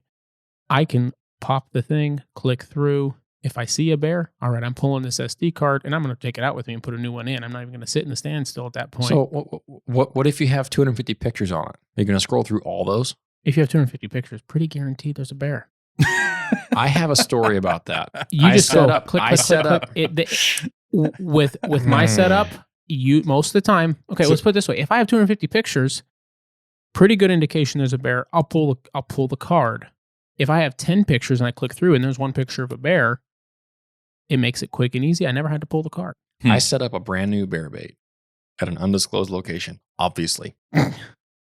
Anyhow, we can argue about it, but that's my preference. I didn't use a barrel.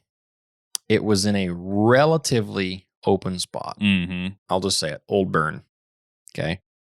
Oh man. And so much information. Okay, well, I'm getting to why it doesn't matter and why I don't care. I let that bait soak for 10 days before I even went and checked it. And I went back in there with a friend of mine. We got in there and it was a ground blind spot. And I got into the clearing. You could see up at the bait. All the bait was gone. All of it. When I set that bear bait up, James, I had 200 pounds of dog food on that bait. No kidding. 200 pounds. So you were expecting something. I expected bears. Yeah. And in this spot, and you know where it's at, I expected to be covered up. And I wanted to give him some good time to find it and get accustomed to being in there. So I left him a bunch of food and I was just going to leave him alone for 10 days. Went back out. Place is mopped clean. Not a single piece of dog food anywhere to be found. There was dirt dug up. All the little tundra moss on the ground floor was just ripped up. It was just down to the dirt. And I thought, man, looks like bears. Looks like bears to me. But the barricade was in complete 100% condition. And my stink bucket hadn't been touched. Moose? I thought, man, what in the world is going on here? I got like the daintiest bears in the world out here. I pulled out my SD card, Mariah, and you know how many pictures I had? On that trip, I had an 8 gigabyte SD card. Filled the card? Full card. Yep. Thousands of pictures. Thousands. All of fluttering wings, I'm guessing. I pulled out the SD card, put it in my phone. I look at all the photos and they're all like black blobs. And I thought, man, I'm just covered up in black bears. I thought black bears, man. Ravens. Clicked on the first photo. Couple of ravens. All right. Yeah. Well, ravens, whatever. I remember you telling me about Scrolled through 100 pictures, 200 pictures. If I'm lying, I'm dying. I had over 2,500 photos. SD card was maxed out of ravens. So that's another reason to cover up your bait pile with some overhead trees or something, because birds hunt by sight. Yeah. So hang on. He said that you wouldn't get that many photos unless it was bears. I'm telling you, it ain't always true. That's a pretty good indication. It's something I like. Anyhow. So we'll touch on something real quick. I was going to save these for a little bit later, but this is a great opportunity to talk about it. Yeah. So one of the questions we got on the Instagram when I put out a question saying, hey, what questions do you have about bear baiting? One of them was by Western Heavy Outdoors. And I'm assuming this guy is he's posting hunting pictures and fishing pictures and things. So he's not a bot.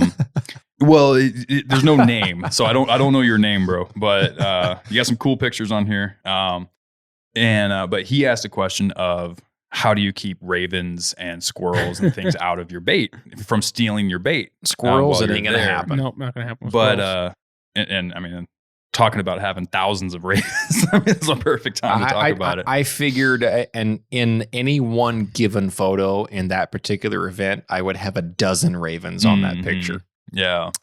Now, there are definitely ways to avoid that. Now, I had a nice little barricade built up around it with some brush over it where a bear would have to move it to get at it, Right. but the ravens could get under it. Yeah.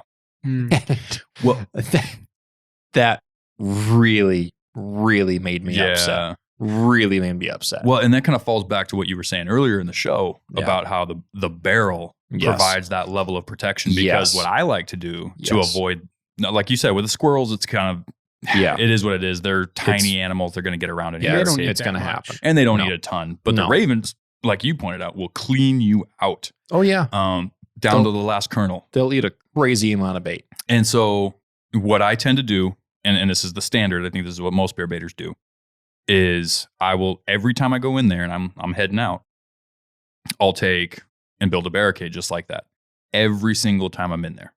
I'll lay logs across the top of the hole of the barrel.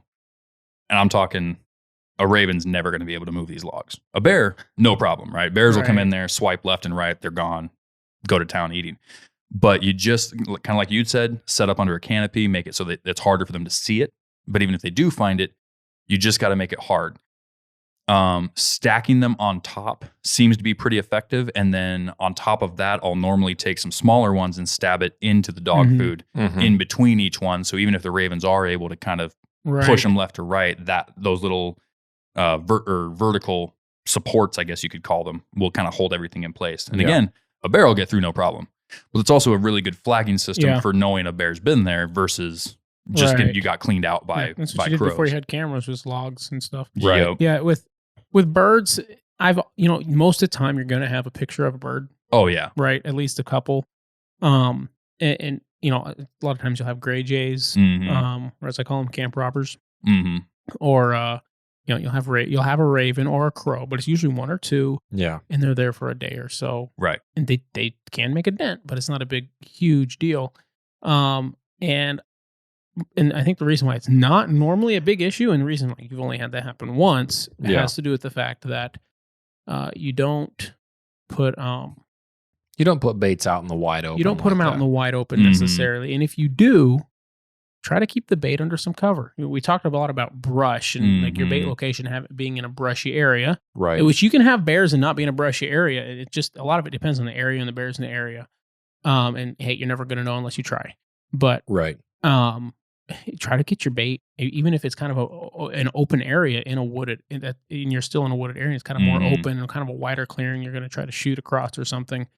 Try to find some brush, or like a birch tree can have really good wide cover. Oh yeah. Or even some big spruce trees. We had a buddy that had a bait that had kind of two big spruce trees. Yeah. That you could put the bait between. And then he started running a barrel, but it was such big coverage. Right. It wasn't a major issue.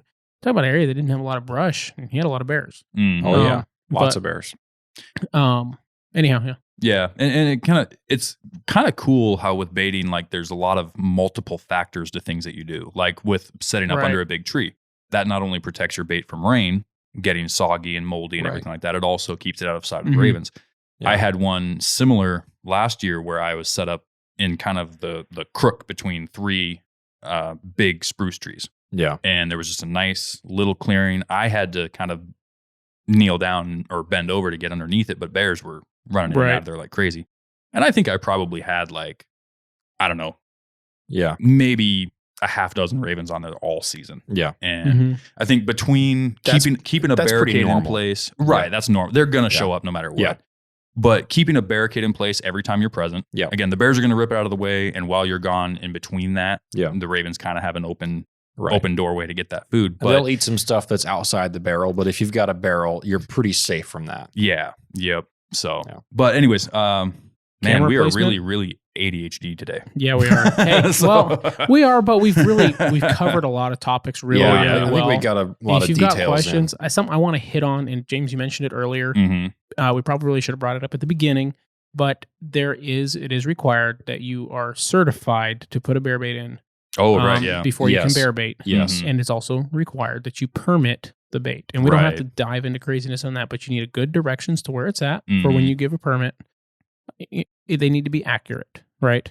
And then you also need to go online. Before you do that, you need to go online, and it's real easy. It's a 20-question test about, there's like some paragraphs and some stuff you read through there's about some bear videos baiting. in there, yeah. Is there videos now? Because when I took it, it was all... Yeah, there's videos. There wasn't any videos. It was just text. And when I took it, there was a 20-question test. You take the 20-question test, and if you got 3 wrong, it told you what they were. It told you why you got them wrong, and how to get them right. And you get to retake the test. Yep. And once you retook it, it will, it's attached to your hunting license online and everything. And I'm sure you can go in and take it, but it's real easy and free to do it online, or maybe it was $5 or whatever. I don't remember, but you could retake the test as many times as you needed right away.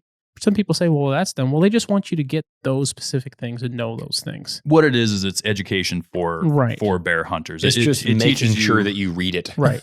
One, it teaches you a little bit about how to bait, but it's mostly about kind of like what we talk about. Right. Figuring out what kind of bear you're looking at. Is it male or female? Is it mature or young? Things like that way you're not out there just shooting bears willy-nilly. But obviously we've covered regs and seasons and stuff before, but that's one thing I don't think we've really mentioned a whole lot about is having a permit. You can only do 2 baits per person. Right. And you need to have your bear baiting, be certified bear baiter. Yes. Yeah. We're all certified bear baiters. That's right. You're required to take, it's called the Bear Bait Clinic. If you just look up ADF&G Bear Bait Clinic, you'll find it. So, yeah. But anyway. While you're on your hunt. Oh no, cameras. We got to finish cameras. We got to finish cameras, bro. Well, I guess let's circle back around to cameras then. We got to finish where they're at. So exactly. That was all great information to think about before buying your camera, because you don't want to be the guy that just goes on Amazon and buys the 4-pack for $80 like I was back in the day. Hey, you might get lucky. Hey, they worked. I'm not going to say they didn't work. Hey, the 4-pack of the Camp Park Minis, I'm going to say, can't go wrong. Right. If you're just trying to find something cheap, that's going to work. They work great for me. But I like to place mine in 2 different locations. I'm a two camera kind of guy. Yeah. My favorite positioning for my cameras is I'll have one that's very close to the barrel. Okay. Now, you don't want to be too close, otherwise your field of view shrinks too close. Right. But the point of that one is I'll typically have at my barrel setup some kind of measuring system. Right. If I have my barrel set up upright, then that you have those ribs going up the side of the barrel. That'll kind of give you a gauge on the size of the bear you're looking at, how tall it is at the shoulders and things like that. Sometimes I had one last year that was, heck, as tall as the barrel was at the shoulders, but nice bear, very nice bear. But, and so having one up close like that really helps you get those defining features when they come into the bait. Yeah. The other thing I like to do is I have one that's farther away, and that's when you really want to get into that higher class of trail cameras, because one thing to look at, we talked about it a little bit, is your trigger distance. Because some of those cheaper cameras, anything past 30, 40 feet, and it might not trigger. Yeah. Those Brownings, the Brownings have phenomenal trigger distance. They'll trigger off of something that's... The mole trees are really good about that too. Yeah. And so I'll set one that's a little bit further back, not crazy far away, but far enough away that I can see which direction they're coming in from. I can see if there's multiple bears there. Maybe there's a young one hanging out over here while the bigger ones are eating. Maybe they're running a certain direction when I walk in, and I can know that if it becomes kind of a habit that they always go down this chute through the thick. But honestly, ever since that first year when I ran 4 cameras just for the heck of it, really, just to be curious and see what was going on, I've never run more than 2. Really? It becomes, it's maintenance. It's every time you go in, you have to go in and check each camera. Right. Yeah. Every time you go in, you're spending more time because there's more cameras. And like you said, you try to go in, get everything freshened up, get in your stand as fast and as quiet and as efficient as possible. Yep. So, but I really think it's important to have at least 2. You can get away with 1, but I like having that one up close. Typically, if I was to spitball a distance, I'd say no farther than 8 yards from the barrel. That'll give you a really good detail on those bears. You can see if they have a scar on their face that you can identify them on. You can see if they've got a little nick out of one ear from a fight, and you can learn to ID these bears when they come in. Yeah. Also, again, with sizing them, but having the ability to kind of zoom out and see what's going on Yeah. in the full Right. picture Kind of when which you're not direction there. they're coming in and out of. Right. Yeah. And I think that's really important because a lot of it is you're just trying to, you got to outsmart the bears. And we'll talk about that in the next episode. Yeah, On sure. what bait to use, what sense, and how sure. to hunt. But, you know, it's super important to be able to see the big picture. And I just think if you're only zoomed in right on the barrel, you're going to miss a lot of action. Oh, absolutely. And you're going to miss a lot of opportunity. Absolutely. So, for my positioning with cameras, I've never been super picky on like one close, one far. Personally, if I can get a couple at kind of a decent distance, Mm-hmm. there's a lot less likely they're going to see a weird thing hanging on a tree and take a smack at it or a bite out of it. Yeah. Yeah. And I mentioned earlier, I like to stick them up high. Mm-hmm. I'll reach up as high as I can. You know, typically I just use the strap it came with. Yeah. Which is and- good because a lot of people that hunt with them in the lower 48, you know, when you're actually using them like a trail cam on a trail, they're like 3 feet off the ground. Right. You can buy the dumb little stand, so on and stuff, Right. which is pointless when you're bear baiting. Right. Yeah. That It's is just a tree. free It's just a lunch. popsicle at that point, right? Right. But I saw the stand. They've got them in Sportsman's there. I'm like, well, somebody's going to try it. Those will never sell. But Oh, they'll sell. I'm sure. But not to our listeners. right, not now. Yeah, right. But I'll set them up as high as I can. Usually, you got to put it. If you do not have one with a screen in it, Mm-hmm. you set it up. This is before you've dumped your bait on the ground. You set it up and you get it in position you think it's right. Typically, when you set it up high, you've got to stick a twig behind the top of Right. it so it's angled down. Yes. Yeah. You walk to your bait and you look at it. And you got to make sure you're looking into that camera and it's pointing directly at you like it's taking your picture. Take And a test photo. Yeah, and kneel down because Right, you don't want to exactly. be eye level with it when you're 6.5 feet tall. Yeah, and right? then all you got is the backs of bears. yeah, and a couple exactly. ears, you know. Yeah. Right. So that's what I like to do. And like I said, I just like to get two different angles, you know, Mhm. one from the right, one from the left, or one straight, like from the stand, and then one over from the left or right. Wherever, you know, because a lot of times in a bait, one side you got a little bit more open and trees available, and the other side's real brushy and small stuff, and there's nothing to hang a camera on. Right. So, you know, my last bait, I had one over off the left side, and then one, I think even one right on the stand tree. Just because it worked out. When you're close to the bait, you can throw one right on the stand tree. It was like 30 yards. It wasn't even 30 yards. It was probably 20. It was a little further than I've done most of the time. But Okay. and they worked great. And that was those two Camp Park minis that I ran that year. Mhm. And yeah, the only reason I would run more than 2 cameras this year is just testing them out. Yeah. Oh yeah, For You sure. know. Yeah. For sure.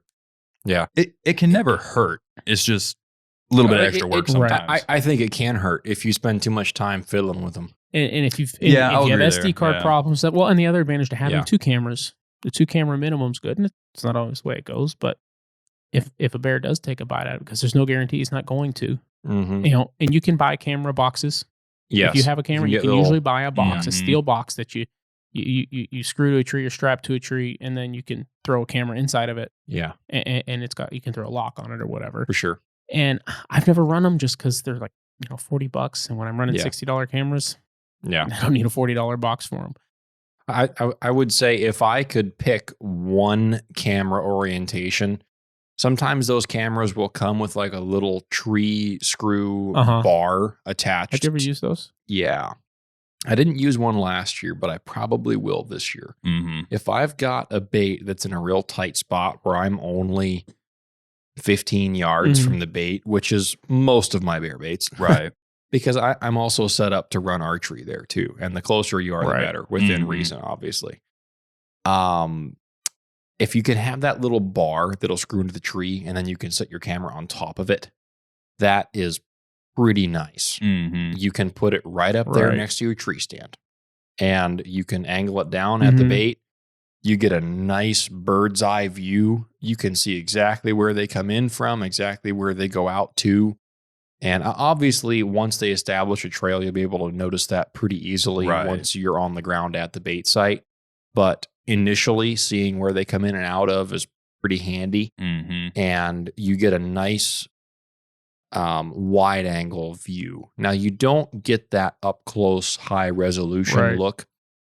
If I don't have a camera that has one of those attachment bars, I don't think the Brownings come with that. So Mm. one thing to say though is all those cameras, I haven't seen one without it. They come with the standard attachment on the bottom for like a tripod Yeah, screw. yeah. So you Yeah. can buy a tree stand camera mount and just throw that on Yes. a tree. Yes. Mhm. And so that if I'm attaching it to a tree, for the most part, I'm putting it, I would probably say 15 yards, 10 to 15 Mhm. yards from the bait. Okay. That's for the most part what I'm doing. Yeah. And I'm pointing it straight at the bait with my tree stand right behind it. That way, everything is oriented with the bait behind.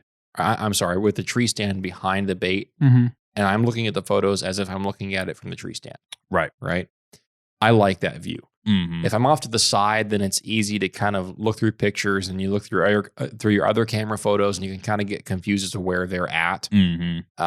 But for me, I like having one in line between the tree stand, sometimes on a tree right in front of my stand. Yeah.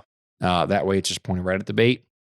And like Mariah said, it's nice to get them up high. Mhm. I like to get them up where I've got to reach up to get at it. Right. And that seems to work real well. And like I said, I haven't had a camera eaten, knock on wood, none of that matters. I haven't had one eaten. I had one chewed on though. That's what I mean. I haven't had a bear tamper with one in quite a while now.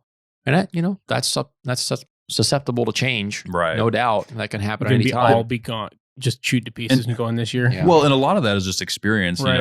I mean, practicing the cautions that we do that we've talked about today Yeah. of not getting scent on it. Yeah. Right. And You really don't have to worry about it after that point. Sometimes a bear will just go over to that tree and smell that you've been there, and he'll just get curious and Yeah. get up there and take a bite out They of just it. see the chunk hanging off the tree. It doesn't look like it belongs. Or Yeah. or some of them, some of the cheaper ones, the proof cameras are this way. When they flash at night, when they do the infrared, Yeah. there's Yeah. actually a red light that they Right. emit. So if the bear sees that, sparks his curiosity. I originally had 4 of those. I have 2 now. One of them, and one of the ones that I'm running, I have a rubber band that keeps it closed because a bear slapped it and it broke the latch off and it broke the hinges off. Yeah. And it hung by a wire Mm. in the rain for a week. And guess what? It still works great. Yeah.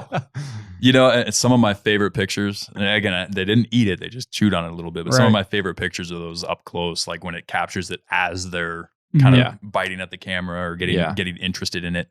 It's awesome. You just get a nose or you get just the head staring right into it. Right. Sorry. Right. Came away from the mic. I was doing a little that's face fine. there, but Yeah. My dad had one where the bear put his canine right in the lens. oh, nice. $160 camera gone. Yeah. Yeah.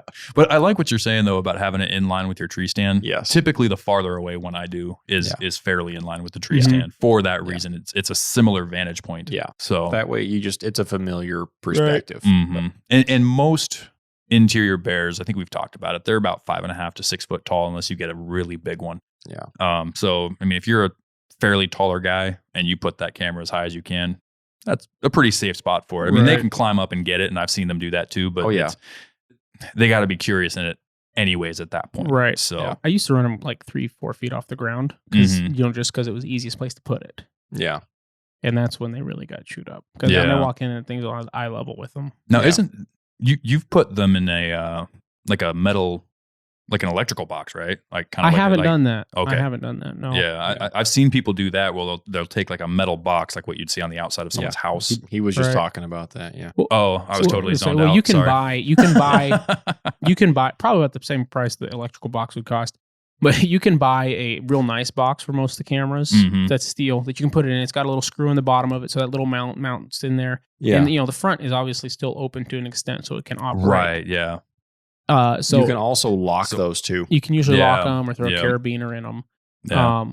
I guess that's a good reason you don't text and drive and you don't text and podcast. So it's Is that what you were doing? Yeah. You just I mean, hey, I've gotten up. There's a long silence. You don't hear me say, I probably went and used the bathroom. Right, exactly.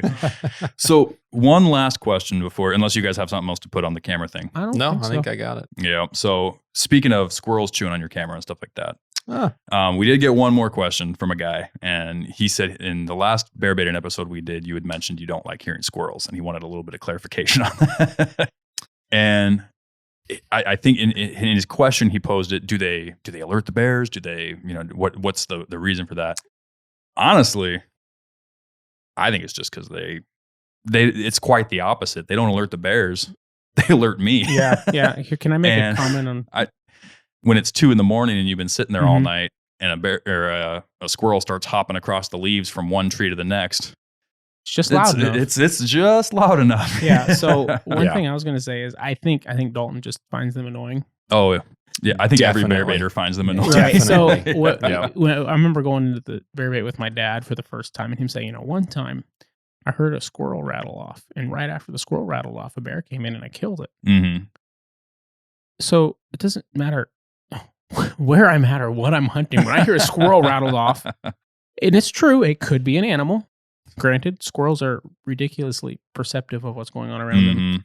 And, it might be 100 yards off. And the bear may be oblivious to me being there, but I pick my nose and the squirrel knows I'm there, right? Yeah. You like that? Oh, boy. And if nothing else, you're honest. Oh, boy. hey, Wow. I'm alone in the woods. Yeah, well, you're not alone on this podcast. Oh, that's great. But T-shirt incoming. Okay. All right. the reason I don't like squirrels is because 2 funny stories. One almost got a 300 Win Mag at about 3 feet because I was sitting in my tree stand and it literally got on a branch in the tree I'm in, right about 3 feet, like just far enough away. I didn't swipe at it, but it was just sitting there and barking at me. Like it knew I wasn't supposed to be there. It knew I was something weird and it was just barking at me. It's going nuts. Dude, I had to finally get that one to leave. The other reason I don't like squirrels is, and we'll get into this in the next episode, but I like using marshmallows at the bait. Squirrels will go suck them all up. I've never seen a squirrel suck up a marshmallow. I had That would be quite the sight. last year. I was sitting there, it's nice and quiet, and then all of a sudden it sounded like a chainsaw started going off. What had happened, they'd been eating those marshmallows all night, got super high on sugar, and then there were 2 of them running circles around a tree, chasing each other so fast they were blurry. I don't know if that's because Just of the going in marshmallows or because it's circles. It's squirrel mating season, James.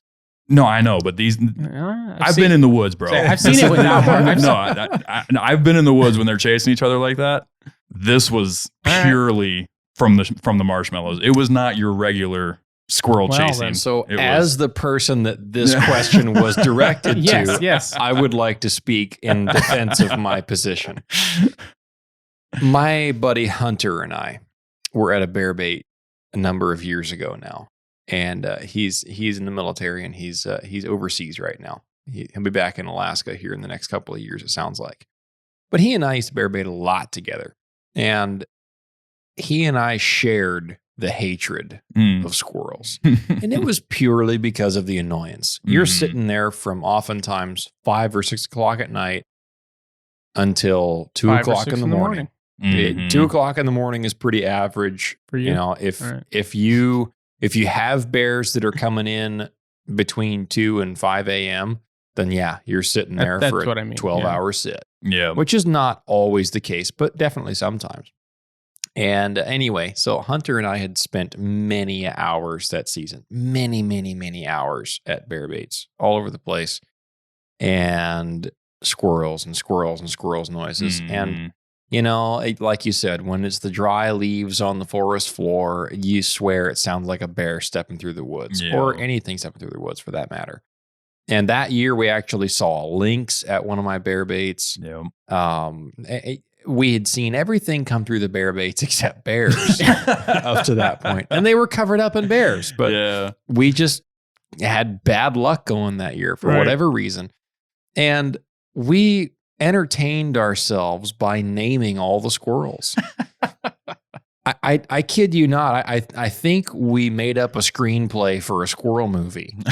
It was that boring. I remember the name now. It was what we were going to call. Maybe I shouldn't say it.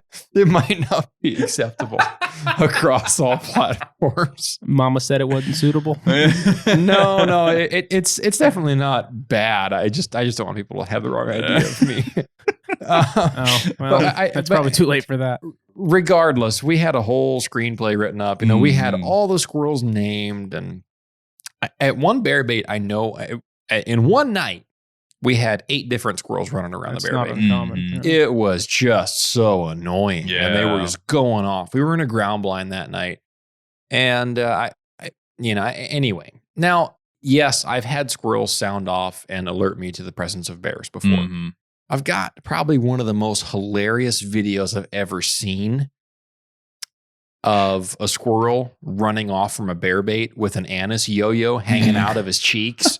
Falling off the Yeah. log. James was with me on that. I was just crying, laughing.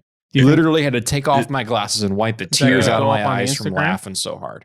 I'd have to it go back and can. find it. Now, I've got another video that while I was out guiding, maybe last year, maybe the year before, I don't remember. I was out guiding spring bear hunts, and my dad and brothers were hunting one of my baits. And this black bear came in, and it was a 5 foot, 5.5 foot black bear, average. It was a mature adult bear. Yeah. Not a huge bear by any means, but he wasn't the biggest dog on the park, and he knew it. There were other bears in there that were bigger than he was that hadn't showed up that night. Mhm. This bear comes tiptoeing in, my brother was going to shoot it. Gets his rifle up, and this squirrel steps out from behind the barrel and starts barking at this bear, and it scared it. And this black bear turned inside out and just completely burned rubber running away from this bear bait. Yeah. It is the greatest footage. My dad sent me that video the following day and said, "Look at what this big chicken did." Mhm. And that bear was just scared to death. It just Well, surprised him. One of those little demons jumps out at you, like that close. And Yeah. so now, long story short, that bear did come back in later on that night, and my brother shot it. And it was, it all turned out great in the end. But I just cracked up. And it wasn't like it was a small black bear. I mean, it was average. I think it was about 5.5 foot or so. Mhm. And just scared the life out of that poor black. I have brought in wrist rockets before just Yeah. to get them away. Yeah. And oftentimes I'm not even shooting at the squirrels. If No, they're you just got to get in the if they're- vicinity. if they're up in a tree, I'll just shoot the tree and it thwack and with a ball bearing, and they'll Yeah. take off. They'll come back 10 minutes later, and you just do it again and again and again Yeah. until it gets into happy hour when the bears are going to be coming in and you want to be quiet. Mhm. Other thing I'll do is I will have a pile of sticks. Sometimes if it gets too bad, I'll just bring them up in the stand with me, and I'll throw sticks at them. Yeah. I do not care. But yeah, I really like having some marshmallows out if I've got a tentative bear Mhm. to try to bring him in, and he'll vacuum those marshmallows up.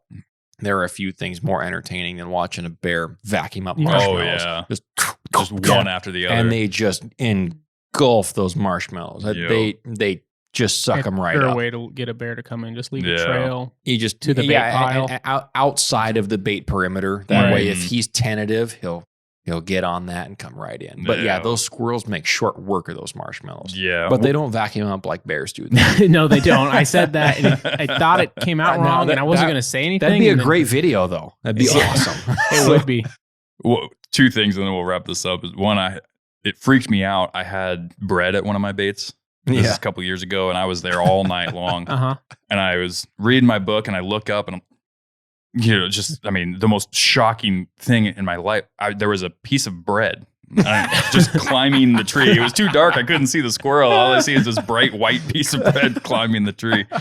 But the other thing, the reason I like running video at my baits is because you get a little bit of an idea of what the bear's behavior is, kind of the Yeah. mentality and things Yeah. like that. Right. You can see if it's a timid bear, if it's the small bear on the totem pole, and it's going to be sticking its head out of the barrel every time it eats or something like that. And you can see if it's nervous or if it's, the king of the valley. Yeah. But the thing with that is you also get a lot of the goofy stuff that goes on there. At the bait. Yeah. And I have a video, maybe I'll post it too, but it was of a younger bear chasing a squirrel around the barrel.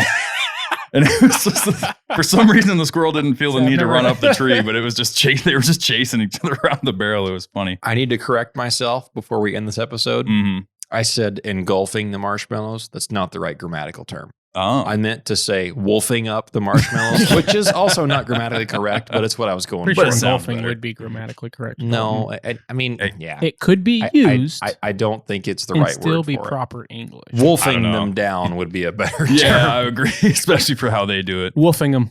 Well, so we're going to wrap up. This has all been a great episode about how to set up your bear bait. I think next time Yeah. we're going to dive a lot heavier into what bait to use, how to hunt your bait, like how long you should wait to go back in, how Yeah. often to check, how long you should sit, things For sure. like that. So definitely keep an eye out for that one. We've got a bunch of other great episodes We've coming still got out. a lot of talk about Oh, what yeah. to use for bait, too. Right. Well, and the- that'll be included too. Yeah, the different lures and Yep. bait types. Yeah, we'll go into all the different types and how to use them. Oh, yeah. How much to use, because a lot of people use way too much. So Yeah. definitely Yep. keep your eyes out for that. And thank you guys for hanging in. Yeah. And Dalton. You know, while you're on your hunt, I know I said this earlier, but You like to say that a lot. I don't get you? excited about this part of the show, man. Just wrapping up and talking about our great partners and sponsors that we've had on this show. And we're very grateful for all of our sponsors on this show that help make this possible. And for you, the listeners that are helping to support the podcast through these partners that we have. So on that note, while you're on your hunt, you need to make sure that you're protecting your rifle, whatever you tend to shoot, with a Stealthy Hunter rifle cover from Ryan Lampers over at stealthyhunter.com, and also shop their supplements and nutritional Yep. supplements from their shop as well, from Stealthy Nutrition. They have things such as turmeric and bone broth protein powder and immune boosters and all kinds of different things that you can find over there at Stealthy Hunter Nutrition. And then also at the checkout, use the promo code The Northern Hunter, and you'll get a discount on that code, and that'll also help support our show. So if you like the show, you like what we're doing, please go there and shop from Stealthy Hunter and use the code The Northern Hunter at checkout. That'll help us out tremendously. Also, we have a discount code through Batum 907. We have spoken heavily about their products in this episode, Yep. and we will continue to do so all through bear Yeah. baiting So season. that blueberry spray. Cupcake Addiction, Nasty Boar, Blueberry Spray, Anise Yo-Yos, Michigan yeah. Mash. Michigan Mash, Stripper Glitter, the all-time die for. favorite, to die Yeah. for, Anise, Banana Paste, Mhm. Bear Tar, Bruins Brunt. Dirt nap. yeah, Well, beaver carcass smells, all kinds of stuff. So when you go over there and shop from Batum 907, make sure also at checkout to use our discount code. That is TNHP. That's our acronym for the show, the Northern Hunter Podcast. TNHP at discount will get you a discount over at Batum 907. Yep. That is a local Alaska brand. We love supporting them, and that'll help support the show as well. But I will point this out. If you're listening in the lower 48, she does ship everywhere. Yes, Yep. she does. And she ships a lot out of state. There's a lot of bear baiting legal states in the lower 48. Yep. Alaska is not the only one. So be sure to use our discount code TNHP at checkout at Batum 907. Get you a discount on your bear baiting products, scents, and lures. Also, go over to Yukon River Knives website. We have a link for all these sponsors through our website That's as well. correct. You can find those on our website. But Yukon River Knives makes some awesome knives for taking apart bears, moose, sheep, caribou, deer, you name it, they've got it. They got knives like the Hunter, the ATK rifle sling combo knife. That's a great Yep. combination. I've got that on my 4570 right now. Yep. Nice. They've got the Sendero bush knife, which is a great do-it-all Mhm. butchering knife for in the field. You can also flesh with it. If you want a dedicated fleshing knife, they've got the Green River Skinner. I love the look of that knife. Phenomenal blade style on Yeah. that knife for fleshing. Really good. They've got all kinds of different options. They've got a processing knife for like deboning meat and processing meat back at home. They even have some kitchen knife options. Yep. And man, they've got a lot of high quality Got stuff some axes and stuff now. for a whole lot less than what you're going to find at most of your Mhm. other contemporary brands in the industry. But it's still the same, if not better quality. Yes, Absolutely. great quality, great company. A percentage of all their profits goes to support a missionary up here in Alaska. So we also have a discount code through Yukon River Knives. At checkout, use the promo code The Northern Hunter. You get a discount on those knives, a significant discount, I might add. Mhm. And that'll also, again, help us support the show. We need your support to keep this going. Absolutely. Podcast ain't free, and neither is our time. Yeah. So we would appreciate it if you support the show through that avenue as well. Now, also not to forget about our favorite bullet manufacturer, Hammer Bullets. Mhm. I have been working a lot lately at developing a hand load for my Weatherby Mark V 338 RPM. Using a hammer bullet, I used a 205 grain power hammer for my hand load. Nope. Got great velocity out of it. I'm getting just south of 3,000 feet a second with that load in an 18-inch barrel rifle, which is great. I'm getting well under sub-MOA accuracy with that gun. And I was just out shooting steel with it last night. And great shooting gun. We're partnered through Weatherby as well. If you need a rifle for your next hunt in Alaska or wherever you're going, be sure to check out Weatherby's great expansive lineup of cartridges and rifles to choose from, as well as hammer bullets. And go on there. And the great thing about hammer bullets is they got something for everybody, and most of it's in stock. It is. Yeah, it's awesome. It's the best. So be source. sure to check out hammer bullets and Weatherby rifles. And with that, I think we pretty much wrapped it up, guys. Yep. All right. Well, I hope you guys enjoyed the show and learned a lot. If you have any questions whatsoever about anything we talked about in this show, or any comments maybe about your own bear baiting experience, definitely hit us up. If you go to our website, thenorthernhunter.com, we got a nice, pretty contact us button there. If you go to search at The Northern Hunter on either Instagram or Facebook, we'll be there too, and you can send us a message. We try to reply to everybody as much as we can. Right. But and if you ask a good enough question, we will definitely feature it on the show. If you want to send us an email directly, it's info@thenorthernhunter.com. And I believe until next time, get out there, get after it, and good luck. See you next week.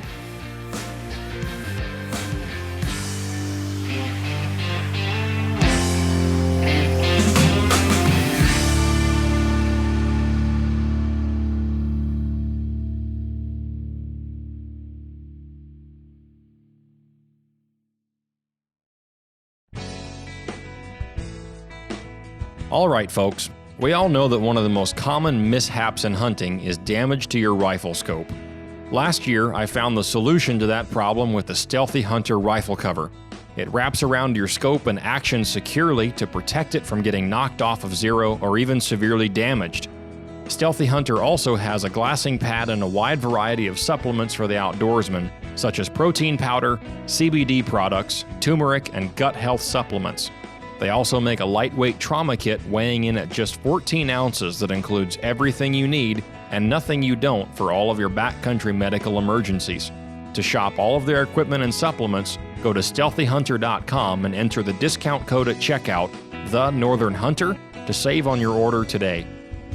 All Stealthy Hunter equipment is proudly made in the USA.